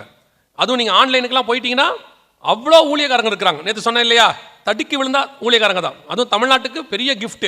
சென்னையிலேருந்து கன்னியாகுமரி வரைக்கும் எல்லா ரேஞ்சிலையும் தீர்க்கதரிசி கிடைப்பாங்க உங்களுக்கு. 5 ரூபா ஆரம்பிச்சு 5000 வரைக்கும் இருக்காங்க. 10க்கு எவாஞ்சலிஸ்ட்டுகள், 10க்கு ஆன்லைன் டீச்சர்ஸ், அடி போட்டிங்கன்னா எல்லா லெவலையும் இருக்காங்க. அப்புறம் என்ன வசன பஞ்சம் எப்படி வரும்? நீங்களே யோசிச்சு பாருங்க. காலையில் உங்களுக்கு எத்தனை பேர் வாக்குத்தத்தம் அனுப்புறாங்க? உங்க வாட்ஸ்அப்பில் வாக்குத்தத்தத்தை க்ளீன் பண்ணுறதுக்கு எனக்கு எவ்வளோ நேரம் ஆகுது இல்லையா? எத்தனை பேர் காலைல வர வாக்குத்தத்தம் எல்லாத்தையும் படிப்பீங்க? யாரும் படிக்கிறது இல்லை. ஏதோ 1-2 படிப்பீங்க. அதுக்கப்புறம் அவருடைய இதை பேரை பார்த்தோன்னே டெலிட் பண்ணிடுவீங்க. ஒரு சிலர்லாம் 1 அனுப்புனா கூட பரவாயில்ல, 3-4 ஒன்றா அனுப்புகிறாங்க. ஒரு சிலர்லாம் வீடியோ அனுப்புகிறாங்க. காலையில் வாக்குத்தத்தம். இப்படி பார்த்தீங்கன்னா இவ்வளோ வாக்குத்தத்தம் நமக்கே குமியுது காலங்கத்தால். எங்களுக்கெல்லாம் ஒரு 30 வருஷத்துக்கு ஒரு வாக்குத்தத்தம் வரும், ஜனவரி மாதம் 1ஆம் தேதி. இப்போ டெய்லி காலையில் 10 வாக்குத்தத்தம் 15 வாக்குத்தத்தம் இப்படி வந்துக்கிட்டே இருக்கு. டெலிட் பண்ண முடியாமல் இருக்கு. அதுக்கப்புறம் மொத்தமாக ஒரு நாள் உட்காந்து ஃபார்மெட் அடிக்கிறான், ஏன்னா ஃபுல்லாகிடுது. அந்த அளவுக்கு வாக்குத்தத்தம். அப்போ எப்படி வசன பஞ்சம் வரும் அப்படின்னு கேட்டிங்கன்னா, எனக்கு ஆண்டவர் உணர்த்துறதை உங்களுக்கு சொல்கிறேன். இப்போ இந்த பூமி வந்து 71% தண்ணி, 29% லேண்ட் அப்படின்னு சொல்கிறாங்க. 70-30ங்கிறாங்க, சில 29-71ங்கிறாங்க. ஆனால் பெரும்பான்மையான நாடுகளில் தண்ணி இல்லை. இப்போ ஈரான் எடுத்துக்கோங்க, 0 வாட்டர் லெவலுக்கு வந்துருச்சு. நிலத்தடி நீர் 100% முடிஞ்சிருச்சு, 0 லெவல்னு சொல்லிட்டாங்க. சூடானில் தண்ணி கிடையாது. இப்போ நம்ம இதில் நார்த் இந்தியாவில் ராஜஸ்தான் பக்கம்லாம் போனீங்கன்னா பல கிராமங்களில் தண்ணியே கிடையாது. ஆனால் பூமி 71% தண்ணி இருக்குது. ஏன் இத்தனை நாடுகளில் தண்ணி இல்லை அப்படின்னு கேட்டால், குடிக்க தண்ணி இல்லை பார்த்தீங்களா, அதுக்கு பேர் தான் தண்ணி பஞ்சம். சுற்றி தண்ணி இருக்குது 71%, ஆனால் இது எதுவும் என்ன பண்ண முடியாது, குடிக்க முடியாது, பயன்பாட்டுக்கு யூஸ் ஆகாது, இருக்கும். அதே மாதிரி தான் வசன பஞ்சம்னா என்னன்னா, சபைகள் இருக்கும், ஊழியர்கள் இருப்பாங்க, ஆன்லைனில் மெசேஜ் வந்துக்கிட்டே இருக்கும், வாக்கு தத்தங்கள் வந்துக்கிட்டே இருக்கும், ஆனால் உங்கள் ஆத்ம தாகத்தை தீர்க்கிற வசனம் இருக்காது. அதுக்கு பேர் தான் வசன பஞ்சம். சபைகள் இருக்கிறதுனால மட்டும் எல்லா பிரச்சனையும் சால்வ் ஆயிடுறதுன்னு அர்த்தம் கிடையாது. கர்த்தருடைய பாரத்தோடு வசனத்தோடு சத்தியத்தோடு இருக்கிற சபை இருக்கணும். அந்த சபைக்கு போனோம்னா எனக்கு வார்த்தை கிடைக்குங்கிற நிச்சயம் இருக்கணும். அப்பதான் உங்களுக்கு அந்த சாப்பாடு கிடைக்கும். கர்த்தர் என்னை புல்லுள்ள இடங்களில் மேய்த்து. இன்னைக்கு போய் பாருங்க, ஆனா இப்போ கோவிடுக்கு பிறகு நான் பார்க்கறது ஒரு நல்ல மாற்றம் வந்திருக்குது. ஜனங்கள் சத்தியத்தை தேட ஆரம்பிச்சிருக்கிறாங்க. ஒரு கூட்டம் அப்படி தேடுறவங்க இங்கே வந்து உட்காந்துருக்கிறீங்க, ரொம்ப சந்தோஷம். ஏன்னா கன்ஃபார்மாக உங்களுக்கு தெரியும், இந்த மீட்டிங்கில் அற்புத அடையாளம் நடக்காது. கன்ஃபார்மாக தெரியும், இந்த ஆள் நிச்சயமாக 1000 மடங்கு ஆசீர்வதிப்பேன்ற சொல்லி அனுப்பவே மாட்டாங்கிறது உங்களுக்கு நல்லாவே தெரியும். அப்படியும் தாண்டி இவ்வளோ பேர் வந்திருக்கீங்கன்னா கண்டிப்பாக எதுக்கு தான் வந்திருக்கிறோம்? வசனத்துக்காக தான் வந்திருக்கிறோம். ஸோ இப்படி ஒரு மாற்றத்தை கோவிடுக்கு பிறகு கர்த்தர் மாற்றி இருக்கிறார். கோவிடுக்கு முன்னாடி நிறைய பார்த்தீங்கன்னா வசனத்துக்கு நல்ல வசனம் பேசுகிற சபைகளில் கூட்டம் இருக்காது. சத்தியம் பேசுகிற ஊழியக்காரங்க கூட என்ன பண்ணுறதுன்னு தெரியாமல் அப்படியே சத்தியத்தை விட்டு போனவங்களாம் இருக்காங்க. அந்த சபைக்கு பார்த்தீங்கன்னா 5 பேர் 10 பேர் 20 பேர் 30 பேர் தான் இருப்பாங்க. சத்தியம் பேசுகிற ஊழியக்காரங்க கூட டென்ஷன் ஆகி சத்தியத்தை விட்டான். ஏன்னா இந்த சீன் காட்டுறவன், படம் காட்டுறவன், ஆடுறவன், ஓடுறவன், குதிக்கிறவன், விசில் அடிக்கிறவன், புகை போடுறவன், அவனுக்கு தான் மரியாதை. நீங்களும் அங்கே போய் தான் உட்காந்துருக்கீங்க. ஒரு குரூப்லாம் இருக்கு, சும்மா தீர்க்க தரிசனம் அடிச்சு விடுறதுனா உடனே போயிடுறது. என்னன்னு கூட கேவரிக்கிறது இல்லை. ஜப்பானில் பூகம்பம் வரும், அது உங்களுக்கு என்ன? அதை கேட்டு நீங்க என்ன பண்ண போறீங்க? அது ஜப்பானுக்குள்ள சொல்லணும், அது ஜப்பானுக்குள்ள போனோம். அதை போய் கேட்டு வந்து பெருமையாக சொல்றாங்க. ஒருத்தன் ஒரு மீட்டிங் போயிட்டு வந்து சொல்றான், ஏய் என்னடா அண்ணன் செய்தி கொடுத்தாரு, என்னடா என்ன கொடுத்தாருலாம் தெரில, ஆனால் போட்டு வாங்கினாருங்கிறான். டேய் செய்தி என்னடா கொடுத்தாரு, அது என்ன தலைப்போசனை எடுத்தார், அதை விடுங்கண்ணே அப்படி நொறுக்கி எடுத்துட்டாப்ல. இது என்ன நடக்குதுன்னே ஒன்றும் புரியவே இல்லை. இப்போ உங்களுடைய மென்டாலிட்டியே வசனத்தை கேட்கறதுக்கு பதிலாக என்ன ஆயிடுச்சு, வேற மாதிரி போக தொடங்குது. அதனால தயவு செய்து இந்த சத்தியம் பேசுகிற இடத்துக்கு போங்க. வசன பஞ்சம் அதிகமாகிட்டே போகுது. ஆன்லைனில் பேசுகிறாங்க, அவர் பேசுகிறாரு, இவர் பேசுகிறாரு. இப்பவும் சொல்கிறேன், எப்படி உங்கள் பையனையோ உங்கள் பொண்ணையோ ஒரு ஸ்கூலுக்கு அனுப்பி ஒரு டியூஷனுக்கு அனுப்புறீங்களோ, அதே மாதிரி ஒரு சபைக்கு போய் ஒரு போதகர் கீழே படிங்க. போதும், இந்த அளப்புண்டு தெரியாதீங்க. இப்போ நிறைய பேர் அங்கே போய் அதை படிக்கிறேன், இங்கே போய் இதை படிக்கிறேன் போய் உபதேசத்தை விட்டு வெளியே போய் காணாமல் போயிடுறாரு. அதைத்தான் வசன பஞ்ச காலம். இன்னைக்கு தயவு செய்து ஏமாறாதிருங்கள். காலையில் கூட செய்தி அதான் ஆண்டவர் கொடுத்தாரு. நிறைய கள்ள உபதேசங்கள் தலைவிரிச்சு ஆடிக்கிட்டு இருக்குது. எல்லா பக்கத்துக்கும் போய் உங்களை ஏமாறாதீங்க. இப்போ ஒவ்வொருத்தருக்கும் ஒரு நல்ல சபை கர்த்தர் கொடுத்துருப்பாரு. இந்த சபையை சார்ந்தவங்களுக்கு சொல்கிறேன், ஒருவேளை வெளி சபையிலேருந்து வந்திருந்தீங்கன்னா உங்கள் சபையில் நல்ல சத்தியம் இருக்கணும், அங்கேயே இருங்க. ஒருவேளை உங்கள் போதகர் கடினமாக நடத்துறாரு, கொஞ்சம் திட்டுறாரு, சத்தியம் இருக்கா, 2 அடி கூட வாங்கிக்கிங்க, ஒரு தப்பும் இல்லை, ஒரு தப்பும் இல்லை. இப்போ எங்கள் பாஸ்டரெல்லாம் எங்களெல்லாம் வந்து அடிக்காத குறை தான், ஒரு சிலரெல்லாம் அடிச்சும் இருக்காரு. ஆனால் எங்களுக்கு என்ன ஒரே ஒன்று, சத்தியத்தில் வளர்க்கப்பட்டோம், அவ்வளோதான். ஒரு கன்ஃபர்மேஷன், எங்கள் சபை கண்டிப்பாக பரலோகத்துக்கு போகும். அப்படி ஒரு போதற்கீழ வளர்ந்ததுனால தைரியமாக சொல்லுவேன், இன்னைக்கு நான் ஒரு ஊழியக்காரனை வந்து நிற்கிறேன். சில நேரத்தில் நீங்கள் திட்டாரு, சத்தியம் ரொம்ப கடினமாக இருக்கு, அவர் ஒரு மாதிரி பேசுறாருங்கன்னா கஷ்டம். மோதிர கையில் குட்டு வாங்கினாலும் பரவாயில்லம்பாங்க. அந்த மாதிரி தான் நல்ல சத்தியம் பேசுகிற ஊழியக்காரங்கிட்ட திட்டு வாங்கினாலும் தப்பு இல்லை. அந்த சபைக்குள்ளே தங்கி இருங்க, உங்கள் ஆத்துமாய் பரலோகத்துக்கு போகும். அங்கே அன்பாக பேசுகிறாரு, தடவி கொடுக்குறாரு, அங்கே போனால் பிரியமானவர்களே அப்படிங்கிறாரு, அதெல்லாம் ஒன்றும் ஆக போகிறதில்ல.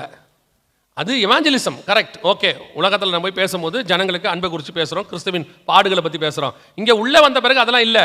பையனுக்கு வீட்டில் தான் அப்பா அம்மா என்ன செய்வாங்க, நல்லா உட்கார வச்சு ஊட்டியெல்லாம் விடுவாங்க.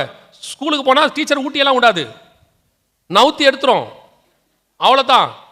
டீச்சர்கிட்ட போய் சொல்ல முடியுமா, எங்கள் அம்மா என்னை படுக்க வச்சு சாப்பாடு கொடுத்தாங்கன்னா ஏறி மிதிப்பேங்கும், வந்தியா படிச்சியா போனியான்னு இருக்கணும்னு இருக்கும், அவ்வளோதான். அதே மாதிரி தான் சபை என்பது உருவாக்குகிற இடம். இங்கே வந்து நீங்கள் அதெல்லாம் எதிர்பார்க்கக்கூடாது. நான் வந்தேன், சத்தியத்தை கற்றுக்கிட்டேன், கர்த்தருக்குள்ள நிலை நின்ன, கர்த்தர் வரும்போது நான் போவேன், அந்த நிச்சயத்தோடு கூட இருக்கிற சபைகளுக்கு போங்க. அல்லேலூயா. வசன பஞ்சம் எல்லா பக்கமும் போயிட்டு இருக்குது. 3வது 6ஆம் அதிகாரம் 8ஆம் வசனம் வெளிப்படுத்தின விசேஷத்தில் பட்டயத்தினாலும் அடுத்து பஞ்சத்தினாலும் 3வது சாவினாலும். இந்த சாவினாலும்ங்கிறதுக்கு என்னன்னு கேட்டிங்கன்னா இயற்கை பேரழிவுகள் அல்லது டிசாஸ்டர்ஸ் அப்படின்னு சொல்லுவாங்க. இப்போ இயேசு கிறிஸ்து மத்திய 24 நம்முடைய வருகைக்கான அடையாளங்கள் என்னன்னு கேட்டபோது அவர் சொன்ன அடையாளங்களில் ஒன்று பாருங்க, கொள்ளை நோய் இருக்கு, பஞ்சம் இருக்கு. 3வது கடைசியாக என்ன சொல்றாரு, பூமி அதிர்ச்சிகளும் அப்படிம்பார். இயற்கை பேரழிவை பற்றி பேசுவார். இந்த குறிப்பிட்ட நான் சொல்றது இந்த ஒரு 10 வருஷம், ஆனால் நீங்கள் எடுத்துக்கொள்ள வேண்டியது 2004 நமக்கு சுனாமி ஒன்று வந்துச்சு. இந்த 22 வருஷமாக நீங்கள் நல்லா கவனிச்சு பார்த்தீங்கன்னா பெரிய பெரிய பூமி எதிர்ச்சிகள் உலகளாவிய நடந்திருக்கு. வெறும் பூமி எதிர்ச்சி பற்றி மட்டும் சொல்கிறேன், இது இல்லாமல் எத்தனையோ பெரிய பெரிய பேரழிவுகள், காட்டுத்தீயிலிருந்து என்னென்னமோ நடந்திருக்கு. அது எல்லாமே இன்ஃபர்மேஷனாக எடுத்து வச்சிருக்கிறோம். ஆனால் இயேசு சொன்னதில் இது பார்த்தீங்கன்னு சொன்னால் ஐஸ்லாண்டில் எரிமலை வெடிச்சது, 40 கிலோமீட்டருக்கு எரிஞ்சு போச்சு. இது ஜப்பானில் 2024 ஜனவரி 1ஆம் தேதி காலையில் நடந்துச்சு. ஒரு ஊரே மொத்தம் காலி, டோட்டல் ஊர் கொலாப்ஸ். இது மொராக்கால மிகப்பெரிய பூமி எதிர்ச்சி. என்ன ஆச்சரியம்னு கேட்டிங்கன்னா இந்த மொராக்கால இந்த பகுதிக்கு வந்து பூமி எதிர்ச்சியே வராதுங்கிறாங்க. அது வரக்கூடாத இடத்துல இருக்காமா, ஆனால் அங்கே வந்திருக்குது. அவங்க அந்த பூமி எதிர்ச்சி கணிக்கிறவங்க சொல்றாங்க, இங்கே எப்படி வரும்னே தெரில, வராம அன்எக்ஸ்பெக்டட் அப்படின்றாங்க. காட்டுவாங்க பாருங்க அந்த இடம், இங்கே வந்து வரதுக்கு வாய்ப்பே இல்லையாமா. இது மொராக்கால. இது நல்லா கவனிச்சிக்க, லிபியாவில் ஒரே டேம் உடஞ்சி 3000 பேர் அட்டஸ்டச் காலி, டோட்டலாக ஒரே ராத்திரி. அப்படியே தண்ணி மொத்தம் உடஞ்சி எல்லாரையும் அடிச்சுக்கிட்டு போயிடுச்சு. டோட்டலாக ஒரு ஊரே அப்படியே தண்ணிக்குள்ளே போயிடுச்சு. இப்படி இயற்கை பேரழிவு இது எல்லாமே 2022க்கு மேலே, கோவிடுக்கு 23க்கு மேலே, கோவிடுக்கு பிறகு இவ்வளோ பெரியதான இயற்கை பேரழிவுகள் நடக்குது. ஆனால் ஆண்டவர் சொன்னது மிக முக்கியமானது என்னன்னா பூமி அதிர்ச்சி. இது 2025 போன வருஷம் தாய்லாண்டில் நடந்துச்சு. மிகப்பெரியதான பூமி அதிர்ச்சி. உங்களுக்கு தெரியும் எத்தனை பேர் செத்து போனாங்க, 5000 பேருக்கு மேலே என்ன செஞ்சுருக்காங்க, செத்துருக்குறாங்க. இப்போ இந்த ஒரு 10 வருஷத்தில் மட்டும் பெரிய பெரிய பூமி அதிர்ச்சிகள் வர ஆரம்பிச்சு. இங்கே இருக்கு பாருங்க, இது வந்து ஒரு ரிப்போர்ட். இந்த 10 வருஷத்தில் மட்டும் 80,000 பூமி அதிர்ச்சிகள் வந்திருக்கு, 4.5க்கு மேலே. 4.5க்கு மேலே 80,000க்கு மேலே வந்திருக்கு. ஒரு வருஷத்தில் மட்டும் 10,000 பூமி அதிர்ச்சி நடக்குது ஆனுவலா. இது 7.7 மேக்னடிக் அளவு மியான்மர் ரஷ்யாவில் வந்தது. எல்லாம் பார்த்தீங்கன்னா 2025 நடந்தது. மிக மோசமான பூமி அதிர்ச்சிகளின் காலம்னு இதை சொல்றாங்க. இயேசு 2000 வருஷத்துக்கு முன்னாடி சொல்றாரு, நீங்கள் பூமி அதிர்ச்சிகளை காண்பீர்கள். இது ஒரு அடையாளமா சொல்றாரு. 7 பிரதான அடையாளத்தில் இது ஒரு அடையாளம். இந்த 10 வருஷம் தான் அதிகப்படியான பூமி அதிர்ச்சிகள் நடந்திருக்கு வேதத்தில் சொன்னபடி. இதை தாண்டி மிக முக்கியமாக ஜப்பான் ஒரு காரியத்தை சொல்லியிருக்கு. கவனிங்க, இது ஜப்பான் கொடுத்த ரிப்போர்ட். என்ன கொடுத்துருக்குன்னா 2025 ஏப்ரல் போன வருஷம் சொல்லியிருக்கிறாங்க, 3 லட்சம் பேர் அளவுக்கு சாகிற அளவுக்கு மிகப்பெரிய பூமி அதிர்ச்சி ஒன்று ஜப்பானில் வரப்போகிறதுன்னு அனௌன்ஸ் பண்ணியிருக்கிறாங்க. இப்போ அதுக்கு அவங்க ப்ரிப்பேர் ஆகிட்டு இருக்கிறாங்க. அவங்களே சொல்கிறாங்க, ஜனங்களெல்லாம் அந்த மாதிரி இடங்கள்லேருந்து வெக்கேட் பண்ணுறாங்க. அந்த பூமி அதிர்ச்சி அந்த அளவுக்கு மிக பெருசாக இருக்கும் அப்படின்னு சொல்கிறாங்க. இதுக்கு அடுத்து தான் இப்போ தாய்வானில் நடந்தது, எல்லாமே நடந்துச்சு. இது நம் காலத்தில் இந்த 10 வருஷத்துக்குள்ளே நடந்தது. இங்கே பாருங்க, இது எத்தனை பூமி அதிர்ச்சி எப்படி நடந்திருக்குன்னு சொல்கிறாங்க பாருங்கள். 2015 25க்குள்ள 10 வருஷத்தில் சிவப்பு கலர் டாட்ஸ் இருக்குல்ல, இது எல்லாமே பூமி அதிர்ச்சி. அத்தனையும் டோட்டல் உலகத்தில் எல்லா பகுதியிலும் இருக்குது பாருங்கள். ஆஸ்திரேலியாவில் ஆரம்பித்து சவுத் அமெரிக்காவிலேருந்து இந்த பக்கம் ஆப்பிரிக்கா எல்லா பகுதியிலும் நடந்திருக்கு பாருங்கள் பூமி அதிர்ச்சிகள். அந்த குட்டி குட்டி டாட் ஒவ்வொன்றும் ஒரு பூமி அதிர்ச்சி. எத்தனை லட்சம்னு நீங்கள் போய் பாருங்கள், சும்மா ஒரு கூகுளில் போய் செக் பண்ணி பாருங்கள். இந்த ஒரு 15-20 வருஷம் தான் இவ்வளவு பூமி அதிர்ச்சிகள் நடந்திருக்கு. 2000க்கு அப்புறம் இவ்வளவு அடையாளங்களும் இயேசு சொன்னது, இவ்வளவும் நம் கண்களுக்கு முன்பாக இயேசு சொன்னது. இதை தாண்டி நேற்று நான் சொன்னேன், இப்பவும் சொல்கிறேன், ஒரு உங்களுக்கு புரிதலுக்காக அல்லது உங்களுடைய ஞாபகத்துக்காக 2 பெரிய பூமி அதிர்ச்சிகள் இன்னும் வர வேண்டியிருக்கு. பைபிள் படி 2 வரணும். ஒன்று இஸ்ரவேலில் வரணும். எசேக்கியேல் புஸ்தகம் 38ஆம் அதிகாரம் 19வது வசனம் வாசிங்க. எசேக்கியேல் 38:19 வாசிங்க. அந்நாளிலே இஸ்ரவேல் தேசத்திலே பெரிய அதிர்ச்சி உண்டாகி என் பிரசனத்தினால் சமுத்திரத்து மச்சங்களும். நல்லா கவனிங்க, அந்நாளிலே இஸ்ரவேல் தேசத்திலே பெரிய அதிர்ச்சி. இப்போ அந்த ஒரு பூமி அதிர்ச்சியினுடைய ஸ்டார்டிங்க்கு நம்ம வந்திருக்கோம் 4.3க்கு. இன்னும் பெருசு வரப்போகுதுன்னு இஸ்ரவேலில் சொல்லி இருக்கிறாங்க. அந்த இஸ்ரவேலில் எருசலேமில் இப்படிப்பட்டதான ஒரு பெரிய பூமி அதிர்ச்சி ஒன்று வரும். இதை நீங்கள் காண்பீர்கள். பெரிய பூமி அதிர்ச்சினா இன்னைக்கு அளவில் 6 புள்ளிக்கு மேலேன்னு வச்சுக்கோங்க. திருப்பியும் சொல்கிறேன், இது பைபிளில் உள்ள தீர்க்க தரிசனம், நான் சொல்கிறது இல்லை. 6 புள்ளிக்கு மேலே தான் இன்றைக்கி நம்ம பெருசுன்னு சொல்கிறோம். அப்படி ஒரு பெரிய பூமி அதிர்ச்சி இஸ்ரவேல் தேசத்தில் வரும், நீங்கள் காண்பீர்கள். அது எசேக்கியேல் 38 சொன்ன தீர்க்க தரிசனம். நடக்கும்போது புதுசாக பார்க்காதீங்க. நாம தீர்க்க தரிசனங்கள் ஒவ்வொன்றாக நிறைவேறி கொண்டிருக்குது, அதுக்குள்ளே வாழ்ந்துகிட்டு இருக்கிறோம், உங்களுக்கு புரியணும். இதெல்லாம் அடையாளமாக தான் இயேசு சொன்னார். இதை தாண்டி இன்னொன்று வாசிங்க. வெளிப்படுத்தின விசேஷம் 16ஆம் அதிகாரம் 18-19 வாசிங்க. 16, 18, 19. சத்தங்களும் இடி முழக்கங்களும் மின்னல்களும் உண்டாயின. பூமி மிகவும் அதிர்ந்தது. பூமியின் மேல் மனுஷர்கள் உண்டான நாள் முதற்கொண்டு அப்படிப்பட்ட பெரிய அதிர்ச்சி உண்டானதில்லை. அப்பொழுது மகா நகரம் 3 பங்காக பிரிக்கப்பட்டது. எந்த இடத்துல தெரியுமா? இது எதை பத்தி தெரியுமா? ரோம் நகரத்தை பத்தி சொல்லப்பட்டிருக்கு. ரோம் நகரம் மிகப்பெரிய பூமி அதிர்ச்சியை சந்திக்கும். இந்த நகரத்துல தான் இந்த மகா நகரம்ங்கிற பெயர் கொடுக்கப்படுது. அந்த மகா நகரம்னா எதுன்னா, அதே வெளிப்படுத்தின விசேஷம் 17ஆம் அதிகாரம் 18வது வசனத்தை வாசி. 17, 18 வாசி. நீ கண்ட ஸ்திரீயானவள் பூமியின் ராஜாக்கள் மேல் ராஜ்யபாரம் பண்ணுகிற மகா நகரமேயாம் என்றான். அன்னைக்கு பூமியின் ராஜாக்கள் மேல் ராஜ்யபாரம் பண்ணின மகா நகரம் ரோம் நகரம். அந்த நகரத்தை பத்தி பைபிள் சொல்லுது. 7 மலை உள்ள நகரம் அங்க இருக்கு. வெளிப்படுத்தல் 17:9, 17:9 சொல்லுது. 18வது வசனத்துல அது மகா நகரம்னு இருக்கு. இந்த 7 மலை உள்ள நகரம்னா ரோம். நேற்று கூட சொன்ன குயிரினல், விமினல், கேபிட்டலின், அவென்டின், பாலண்டின், சீலியன், எஸ்குயிலின் 7 மலை. இந்த 7 மலைகள் உள்ள இடத்துல தான் பூமி அதிர்ச்சி வரும், மிக பெருசா வரும். அது எப்படி வரும்னு கேட்டிங்கன்னா, வசனம் சொல்லுது 3 பங்கா அந்த ஊரே பிரிஞ்சிருமா. இது இப்போ நடக்குமான்னு கேட்டிங்கன்னா, இப்போ நீங்கள் ஜப்பானில் பார்த்தீங்க, ஒரு ஊரே அப்படியே போயிருச்சு, மொத்தமாக டோட்டலாக ஸ்தம்பிச்சிருச்சு. தாய்லாண்டில் போய் பார்த்தோம் 7.7, இப்போ நம்ம பார்த்தோம். அப்படியே இப்போ நீங்கள் ஆப்பிரிக்காவில் போய் பாருங்கள், கண்டமே 2ஆக பிரிஞ்சிருக்கு. இது ஆக்சுவலாக 6th சீலில் நடக்க வேண்டியது. இது உங்களுக்கு சொல்கிறேன். இப்போது இது நடந்தது எங்கன்னு பார்த்தீங்கன்னா ஆப்பிரிக்காவில். இப்போ 2024 6வது சீல் ஆண்டவர் சொல்கிறாரு, தீவுகள் விலகி போகும் அப்படிங்கிறார். ஆப்பிரிக்கா கண்டமே 2ஆக உடஞ்சிருக்கு. இது அப்படியே பிளந்திருக்கு. இது வந்து அவங்க அனிமேஷனில் காட்டியிருக்கிறது, இது ஒரிஜினல். அது பிளந்ததை காட்டுறாங்க. அப்படியே ஆப்பிரிக்கா விட்டு பிரியுது டோட்டலாக.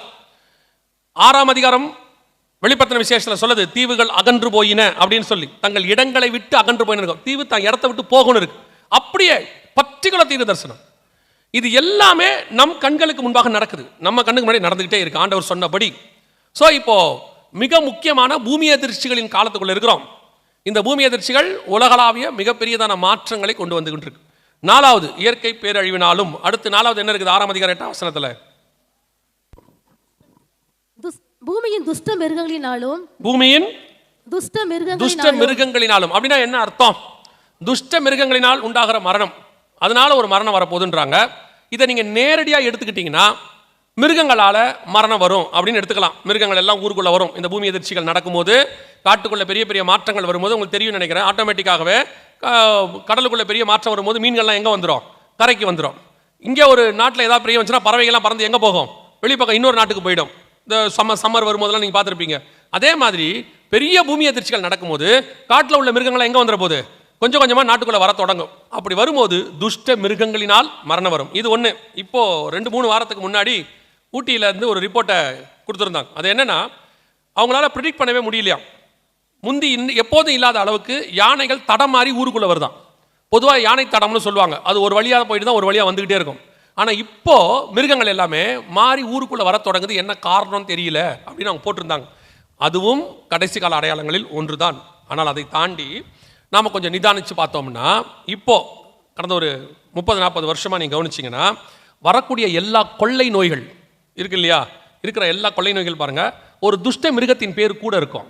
வரக்கூடிய எல்லா வியாதிக்கு பின்னாடி பார்த்தீங்கன்னா பைபிளில் எது துஷ்ட மிருகம்னு ஆண்டவர் சொல்கிறாரோ அதோடைய பேரை நீங்கள் பார்க்க முடியும். உதாரணத்துக்கு பன்றி காய்ச்சல் அப்படின்னு ஒன்று இருக்கும். ஸ்வைன் ஃப்ளூ வந்துச்சு தானே, H1N1 சொல்லுவாங்க. அடுத்து குரங்கு காய்ச்சல், மங்கி ஃபீவர்னு ஒன்று வந்துச்சு. இப்போ கேரளா முழுக்க வந்துச்சு, உங்க எல்லாருக்கும் தெரியும். மத்திய கிழக்கு நாடுகளில் கேமல் ஃபீவர்னு ஒன்று இருக்குது. அங்கே இருக்கிறவங்களுக்கு தெரியும், மிடில் ஈஸ்டில் இருக்கிறவங்களுக்கு தெரியும். அதுக்கு பேர் என்னது? கேமல் ஃபீவர் அப்படிம்பாங்க. எபோலான்னு ஒன்று வந்துச்சு. எதுலேருந்து வந்துச்சுன்னு சொன்னாங்க? வவ்வால்லேருந்து வந்துச்சுன்னு சொன்னாங்க. இப்போ கொரோனா வந்தது இல்லை, அதுவும் எங்கேருந்து வந்துச்சுன்னு சொன்னாங்க? வவ்வால்லேருந்து வந்துச்சு. சைனாவில் இருக்கிற ஊகான் மாநிலத்தில் இருக்கிற அந்த அனிமல்ஸ் மார்க்கெட் அப்படிம்பாங்க, அதுலேருந்து வந்துச்சுன்னு சொல்கிறாங்க. அதே மாதிரி எய்ட்ஸ் பார்த்தீங்கன்னா சிம்பன்சி குரங்குலேருந்து வந்து கிருமியிலேருந்து வந்துச்சுன்னு சொன்னாங்க. எல்லாத்தையும் பாருங்க, ஒரு மிருகத்தின் பேர் இருக்கும் எல்லாத்துக்கும் பின்னாடியும். இது எப்பன்னா குறிப்பிட்ட இந்த ஒரு 40-50 வருஷமா மட்டும் நடக்குது. எல்லாத்துக்கும் பின்னாடியும் ஒரு மிருகத்தின் பேர் வரும். குறிப்பாக பைபிளில் உள்ளதுல ஒரு 95% அந்த துஷ்ட மிருகமாக தான் இருக்கு. துஷ்ட மிருகத்தின் பேர் பைபிளில் லேவியராகமத்தில் ஆண்டவர் எதெல்லாம் துஷ்ட மிருகம்னு சொல்றாரோ அந்த பேர்ல ஒரு கொள்ளை நோய், அதுல ஆயிரக்கணக்கில் லட்சக்கணக்கில் ஜனங்க சாவுறாங்க. குறைஞ்சபட்சம் 1000 கணக்கு. சிலது இப்போ பறவை காய்ச்சல் ஒன்று வந்துச்சு, பேர்ட் ஃப்ளூன்னு ஒன்று வந்துச்சு. அதில் பார்த்தீங்கன்னா ஆப்பிரிக்காவில் இந்தியாவிலையும் நிறைய பேர் பாதிக்கப்பட்டாங்க. அதே மாதிரி தான் உங்களுக்கு சொல்கிறேன், டெங்குல பார்த்தீங்கன்னா, அதே மாதிரி நம்ம கோவிட் எல்லாத்துலேயும் பார்த்தீங்கன்னா மிகப்பெரிய அளவில். இது எல்லாத்துக்கும் பின்னாடியும் பாருங்க ஒரு மிருகத்தின் பெயர் இருக்கும். அதுவும் குறிப்பாக பைபிள் சொல்கிற துஷ்ட மிருகத்தின் பெயர். அப்படி ஒரு கொள்ளை நோய் வைரஸ் உலகளாவிய வரும். இந்த 4 ஒன்றா நடக்கும். இப்போ இது 3த்துக்கும் ப்ரூஃப் பார்த்தோம் இல்லை, அதாவது பட்டயம் யுத்தத்துக்கு பார்த்தோம், பஞ்சத்துக்கு பார்த்தோம், அடுத்து இயற்கை பேரழிவுக்கு பார்த்தோம். இந்த கொரோனா மாதிரியே மிக மோசமான இன்னொரு கொள்ளை நோய் உருவாகுது, வைரஸ் வருதுன்னு சொல்லி உலக சுகாதார மையம் அனௌன்ஸ் பண்ணியிருக்கு. இது கொரோனா இல்லை, கொரோனாவை விட மோசமானது அப்படின்னு சொல்லி ரிப்போர்ட் கொடுத்துருக்காங்க. டிசீஸ் எக்ஸ் அப்படின்னு கொடுத்துருக்காங்க ப்ரையாரிட்டி. கொரோனாவை விட மிக மோசமான பெருந்தொற்று எதிர்கொள்ள உலகம் தயாராக இருக்க வேண்டும். உலக சுகாதார நிறுவனம் தலைவர் எச்சரிக்கை இது அவர் கொடுத்தது. 2018 இப்படி ஒன்று சொன்னாங்க, 2020 வந்துச்சு. அதுதான் நம்ம நேற்று பார்த்தோம். 2018 சொன்னாங்க, இது 2024 25 சொல்லியிருக்காங்க. அப்போ யோசித்து பாருங்க, ஒரு பக்கம் 3ஆம் உலக யுத்தம் நடக்கும், இன்னொரு பக்கம் மிகப்பெரிய அளவில் பஞ்சங்கள், ஜனங்களுக்கு சாப்பாடு இல்லாத தன்மை போயிட்டே இருக்கும், தண்ணி கிடைக்காது, சாப்பாடு கிடைக்காது. இதோடு கூட நியூக்ளியர் வார், ஒரு பக்கம் ஃபெமைன்ஸ், இன்னொரு பக்கம் எடுத்துக்கிட்டிங்கன்னா இயற்கை பேரழிவுகள். இவங்க போட்ட குண்டுல பூமி அதிர்ச்சிகள், கடலில் கொந்தளிப்பு, சுனாமி எல்லாம் சேர்ந்து நடக்கும். இதோட 4ஆவதா ஜனங்களுக்குள்ள என்ன பரவுமா? ஒரு பெரிய கொள்ளை நோய் வியாதி பரவுமா? எப்படி இருக்குமா? கொரோனாவை விட மிக மோசமானதாக இருக்கும். இந்த எல்லாமே திருப்பியும் சொல்கிறேன், இந்த 4க்கும் பைபிளில் இருக்கு வசனம். இந்த 4க்கும் இப்போ உலகம் கொடுக்குது ப்ரூஃப். இதில் எதுவுமே எனக்கும் அதுக்கும் சம்மந்தமே இல்லை. அங்கே தான் ரொம்ப முக்கியம். நீங்கள் என்ன பண்ணிடுவீங்கன்னா, சொன்ன பைபிளையும் விட்டுறீங்க, உலக சுகாதார மையத்தையும் விட்டுறீங்க. நீங்கள் சொல்கிறது என்னென்னா, இந்த ஆள் எப்பவுமே இப்படித்தான் பயமுறுத்தினே இருக்கிறாரு. இப்போ இந்த அம்மா சொன்னபோது உங்களுக்கு பயம் வந்துச்சா? வரல தானே? நான் சொன்ன மட்டும் ஏன் வருது? நல்லா தெரிஞ்சுக்கொள்ளுங்க, அவங்க ரொம்ப சர்வசாதாரணமாக ஒரு சீரியஸ் விஷயத்தை பேசிகிட்டு இருக்கிறாங்க. சீரியஸான விஷயத்தை சீரியஸாக சொன்னால் தான் புரியும். முதல்ல நீங்கள் இதெல்லாம் பார்த்துருக்கவே மாட்டீங்க தானே? அதான் ரொம்ப முக்கியம். நமக்கு இந்த அம்மாவா முக்கியம்? பாக்கியலட்சுமி தான் முக்கியம். எவ்வளோ பேருக்கு தெரிஞ்சிருக்குங்க பாருங்க, பார்த்துக்குங்க. இந்த நியூஸ்லாம் உங்களுக்கு வந்திருக்க, ரீச் ஆகிருக்கா தானே? இதெல்லாம் பைபிளையும் சொல்லியிருக்கு, நீங்கள் பார்க்குற டிவிலையும் அதுக்கான ப்ரூஃப் இருக்கு. நம்ம எந்த அளவுக்கு சீரியஸா எடுத்துக்க போறோம்? இப்போ இவங்க சொல்லிட்டாங்களா, இங்கிலாந்துல இருந்து சொல்லியிருக்காங்க. இது இங்கிலாந்தோடைய ரிப்போர்ட். அவன் என்ன சொல்லியிருக்காங்க கேளுங்க. இது வந்து WHO சொல்லல, இங்கிலாந்து ரிப்போர்ட். கொரோனா வைரஸ் போன்று புது பெருந்தொற்று எப்பொழுது வேண்டுமானாலும் உலக நாடுகளை தாக்கலாம். இங்கிலாந்து தொற்று நோய் நிபுணர்கள் எச்சரிக்கை. ஸோ எல்லா பக்கமும் சொல்லிட்டான், ரெடியா இருங்க, அடுத்த பேண்டமிக்கு ரெடி ஆகுங்கன்னு சொல்லிட்டாங்க. ஒரு பக்கம் தேர்ட் வேர்ல்டு வார் ஸ்டார்ட் ஆயிடுச்சுட்டான். இப்போ இவர் ஜெலன்ஸ்கி இருக்கிறாரு, உக்ரைனுடைய பிரசிடென்ட். அவர் டைரக்டாவே சொல்றாரு, வி ஆர் ஆன் வார், நாம யுத்தத்தில் இருக்கிறோம். தேர்ட் வேர்ல்டு வாரை பத்தி சொல்றாரு, இருக்கிறோங்கிறாரு. ரஷ்யா சொல்லுது, ஆமா தேர்ட் வேர்ல்டு வார் வரதுக்கான இடத்துல தான் நம்ம இருக்கிறோம்னு சொல்லுது. ஸோ எல்லாருமே வார் பத்தி பேசுறாங்க. பஞ்சம் ஆரம்பிச்சிருச்சு, எல்லா பக்கமும் பேரழிவு நடந்துகிட்டு தான் இருக்கு, நம்ம கண்ணுக்கு முன்னாடி நடக்குது. ஜப்பானும் சொல்லுது 3 லட்சம் பேர் அளவுக்கு பெரிய பாதிப்பு வரப்போகுதுன்னு. இவங்களும் சொல்லிட்டாங்க. இதை விட இன்னும் ஒரு பெரிய விஷயம் இருக்கு, லாஸ்ட், அதையும் நான் சொல்லிடுறேன், கவனிச்சிங்கன்னா. கொரோனாவை விட மிக மோசமான வைரஸ் 316 வைரஸ் காணோம். ஆஸ்திரேலியா ஆய்வகத்திலிருந்து, நான் சொல்லல, கவர்மெண்ட் சொல்லுது, ஆஸ்திரேலியா கவர்மெண்ட் காணாம போயிருச்சாமா. 2025 ஸ்டார்டிங்கில் காணோம், 2026 ஜனவரி இன்னைய வரைக்கும் கண்டுபிடிக்கல. Very serious virus. உலகத்தில் இருக்கிறதுலையே கொடுமையான மிருகங்கள், ரொம்ப கொடூரமான மிருகங்கள்ல எச்சங்கள், அவங்களுடைய கழிவுகள்ல இருந்து வைரஸ் ரெடி பண்ணுறாங்க, அவங்க பார்க்குறாங்க, ஆராய்ச்சி பண்ணுறாங்க. அந்த வைரஸில் 316 வைரஸ் காணும். ஆனால் இவங்க சொல்கிற மாதிரி அந்த லேப் இருக்குல்ல, அது என்னவோ தெரு ஓரத்தில் இருக்கிற டீ கடை லேப்லாம் இல்லை, போகிற போக்கில் எடுத்துகிட்டு போகிற மாதிரி. இந்த வேர்ல்டுலே த மோஸ்ட் சேஃபஸ்ட் லேப் தான். அங்கேருந்து எடுக்கவே முடியாது, அத்தனை பாதுகாப்பு இருக்குது அதில், சர்வைலன்ஸ். ஆனால் 316 வைரஸ் காணும். எங்கே இருக்குது, என்ன ஆச்சு, யார் என்ன பண்ணுறாங்க தெரியாது. ஆனால் எல்லாரும் சொல்கிறான், ஒரு கிருமி பரவ போகுதுன்னு சொல்லிக்கிட்டே இருக்கான். தயவு செய்து நாம் மிக மிக முக்கியமான காலகட்டத்துக்குள் வாழுகிறோம். இயேசு சொன்ன எல்லா அடையாளங்களும் நம் கண்களுக்கு முன்பாக நடந்து கொண்டே இருக்கிறது. இன்னும் ஒன்று இருக்குது, மிக முக்கியமானது, அதை மட்டும் சொல்லிவிட்டு நம்ம ஜெபம் பண்ணி முடிச்சிருவோம். இந்த சம்பவங்கள் நடக்கும்போது ஜனங்கள் என்ன செய்வாங்கன்னு பைபிள் சொல்லுது. ஜனங்கள் என்ன செய்வாங்கன்னு அதே 6ஆம் அதிகாரம் வெளிப்படுத்தின விசேஷம் 15வது வசனம் 16வது வசனம் வாசிங்க. 15 வாசிங்க ஃபர்ஸ்ட். பூமியின் ராஜாக்களும் பெரியோர்களும் ஐஸ்வர்யவான்களும் சேனை தலைவர்களும் பலவான்களும் அடிமைகள் யாவரும் சுயாதீனர் யாவரும் பர்வதங்களின் குகைகளிலும் கண்மலைகளிலும் ஒளித்து கொண்டு. நல்லா கவனிச்சு பாத்தீங்களா, அத்தனை பேர் எங்க போய் ஒளிஞ்சுப்பானா?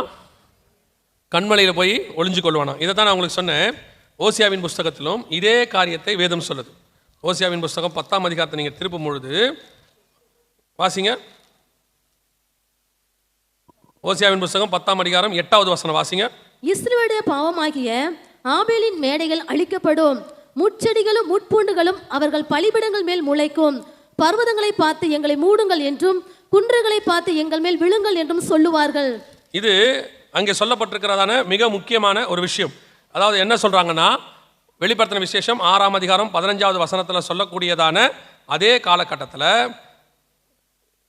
ஓசியாவின் புஸ்தகத்தில் அவங்க சொல்றாங்க, போய் அவங்க பதுங்கி கொள்வாங்கன்னு. இன்னொரு வசனம் வாசிங்க. ஏசாயா புஸ்தகம் 2ஆம் அதிகாரம் 20வது வசனம் வாசிங்க. ஏசாயா 2:20 வாசிங்க.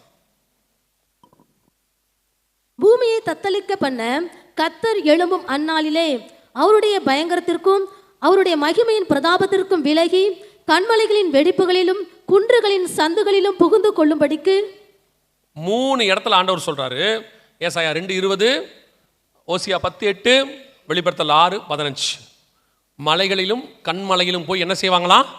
ஒளிந்து கொள்வார்கள் அப்படின்னு.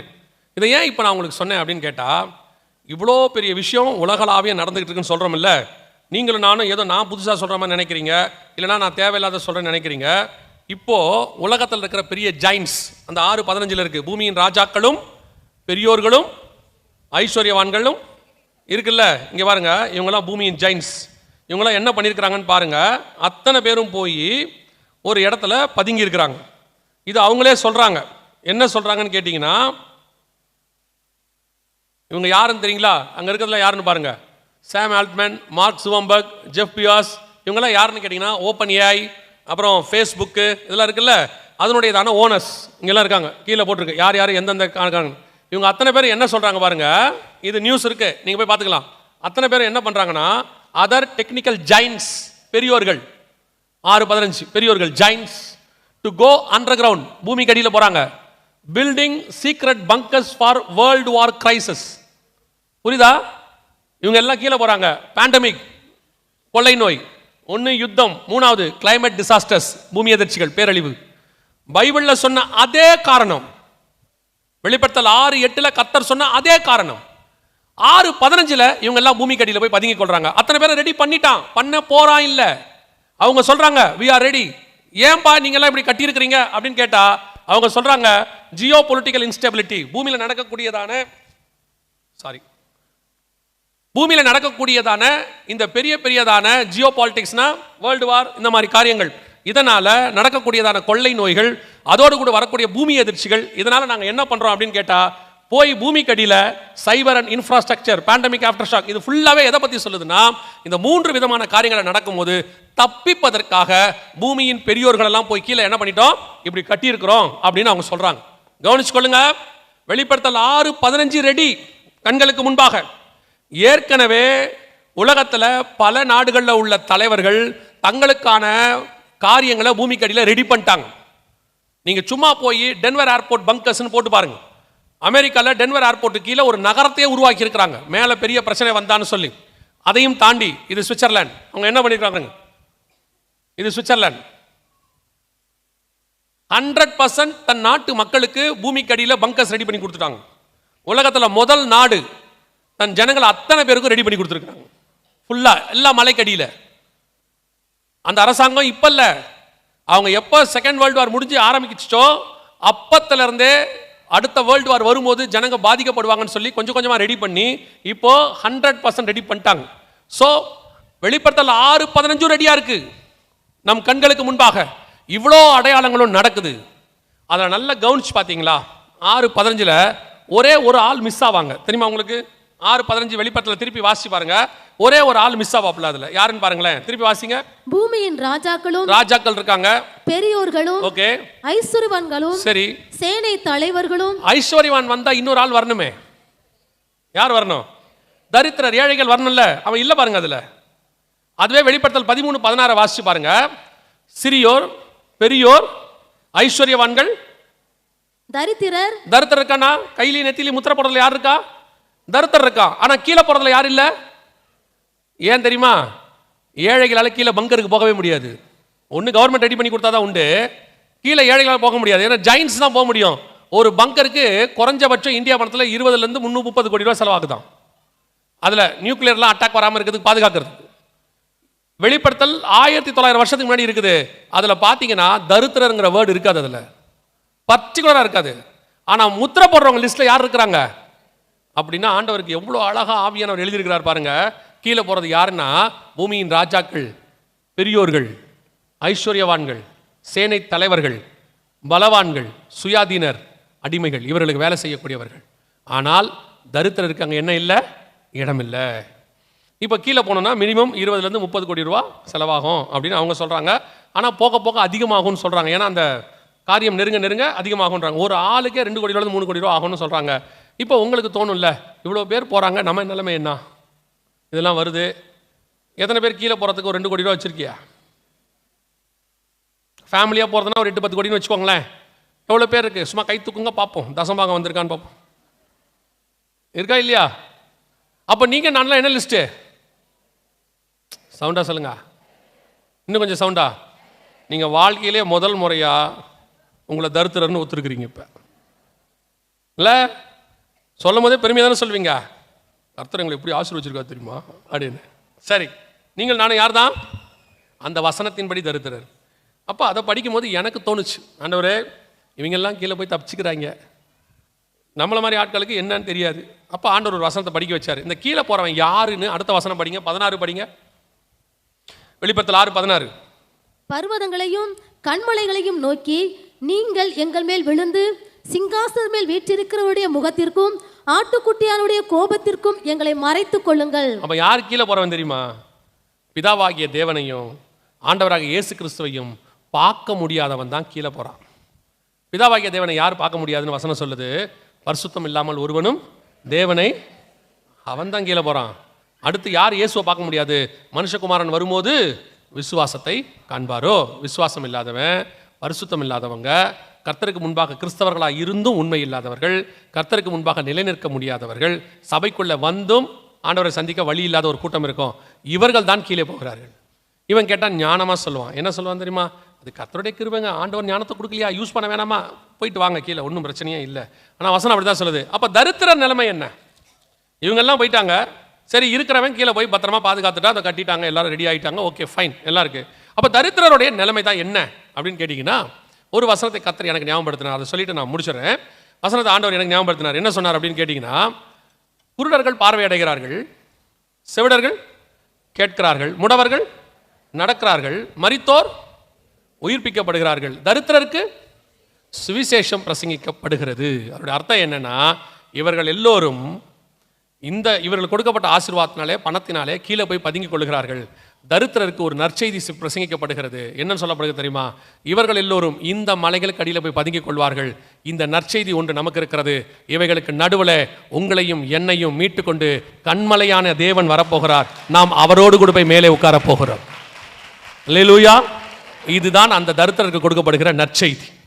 ஏங்க இது வசனத்துக்காக சொல்றீங்களா? உண்மையிலேன்னா இவங்க ரெண்டு பேரும் கீழே போறவங்க யாருக்குன்னு கேட்டிங்கன்னா, ரெண்டு பேரை பார்க்க முடியாமல் போறாங்க. சிங்காசனமே வீட்டுக்குரிய முகத்திற்கும் ஆட்டுக்குடியினுடைய கோபத்திற்கும் மறைஞ்சு கீழே போயிட்டாங்க.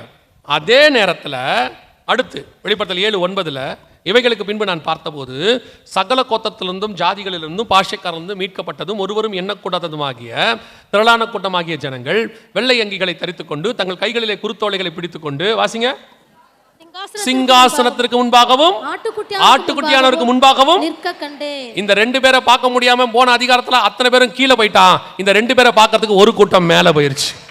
அல்லேலூயா. இப்ப கடைசி கேள்வி கேட்டு ஜெபிச்சு முடிக்க போகிறோம். நீங்களும் நானும் கீழே பங்கஸ்ல போய் பதுங்கி கொண்டு தேவனை பார்க்க முடியாத கீழே போற கூட்டமா, அல்லது பறந்து மேலே போய் கர்த்தரை சந்திக்க போகிற கூட்டமா? ரெண்டும் அங்கேயே இருக்கு, பக்கத்துல இருக்கு. ஆப்ஷனை கத்த நமக்கு வச்சுட்டாரு. இனி காலம் கண்டிப்பாக செல்லாது. ஆண்டவர் சொன்ன 6வது முத்திரை வரைக்கும் எல்லாம் ரெடி, அத்தனையும் தயாரா இருக்கு.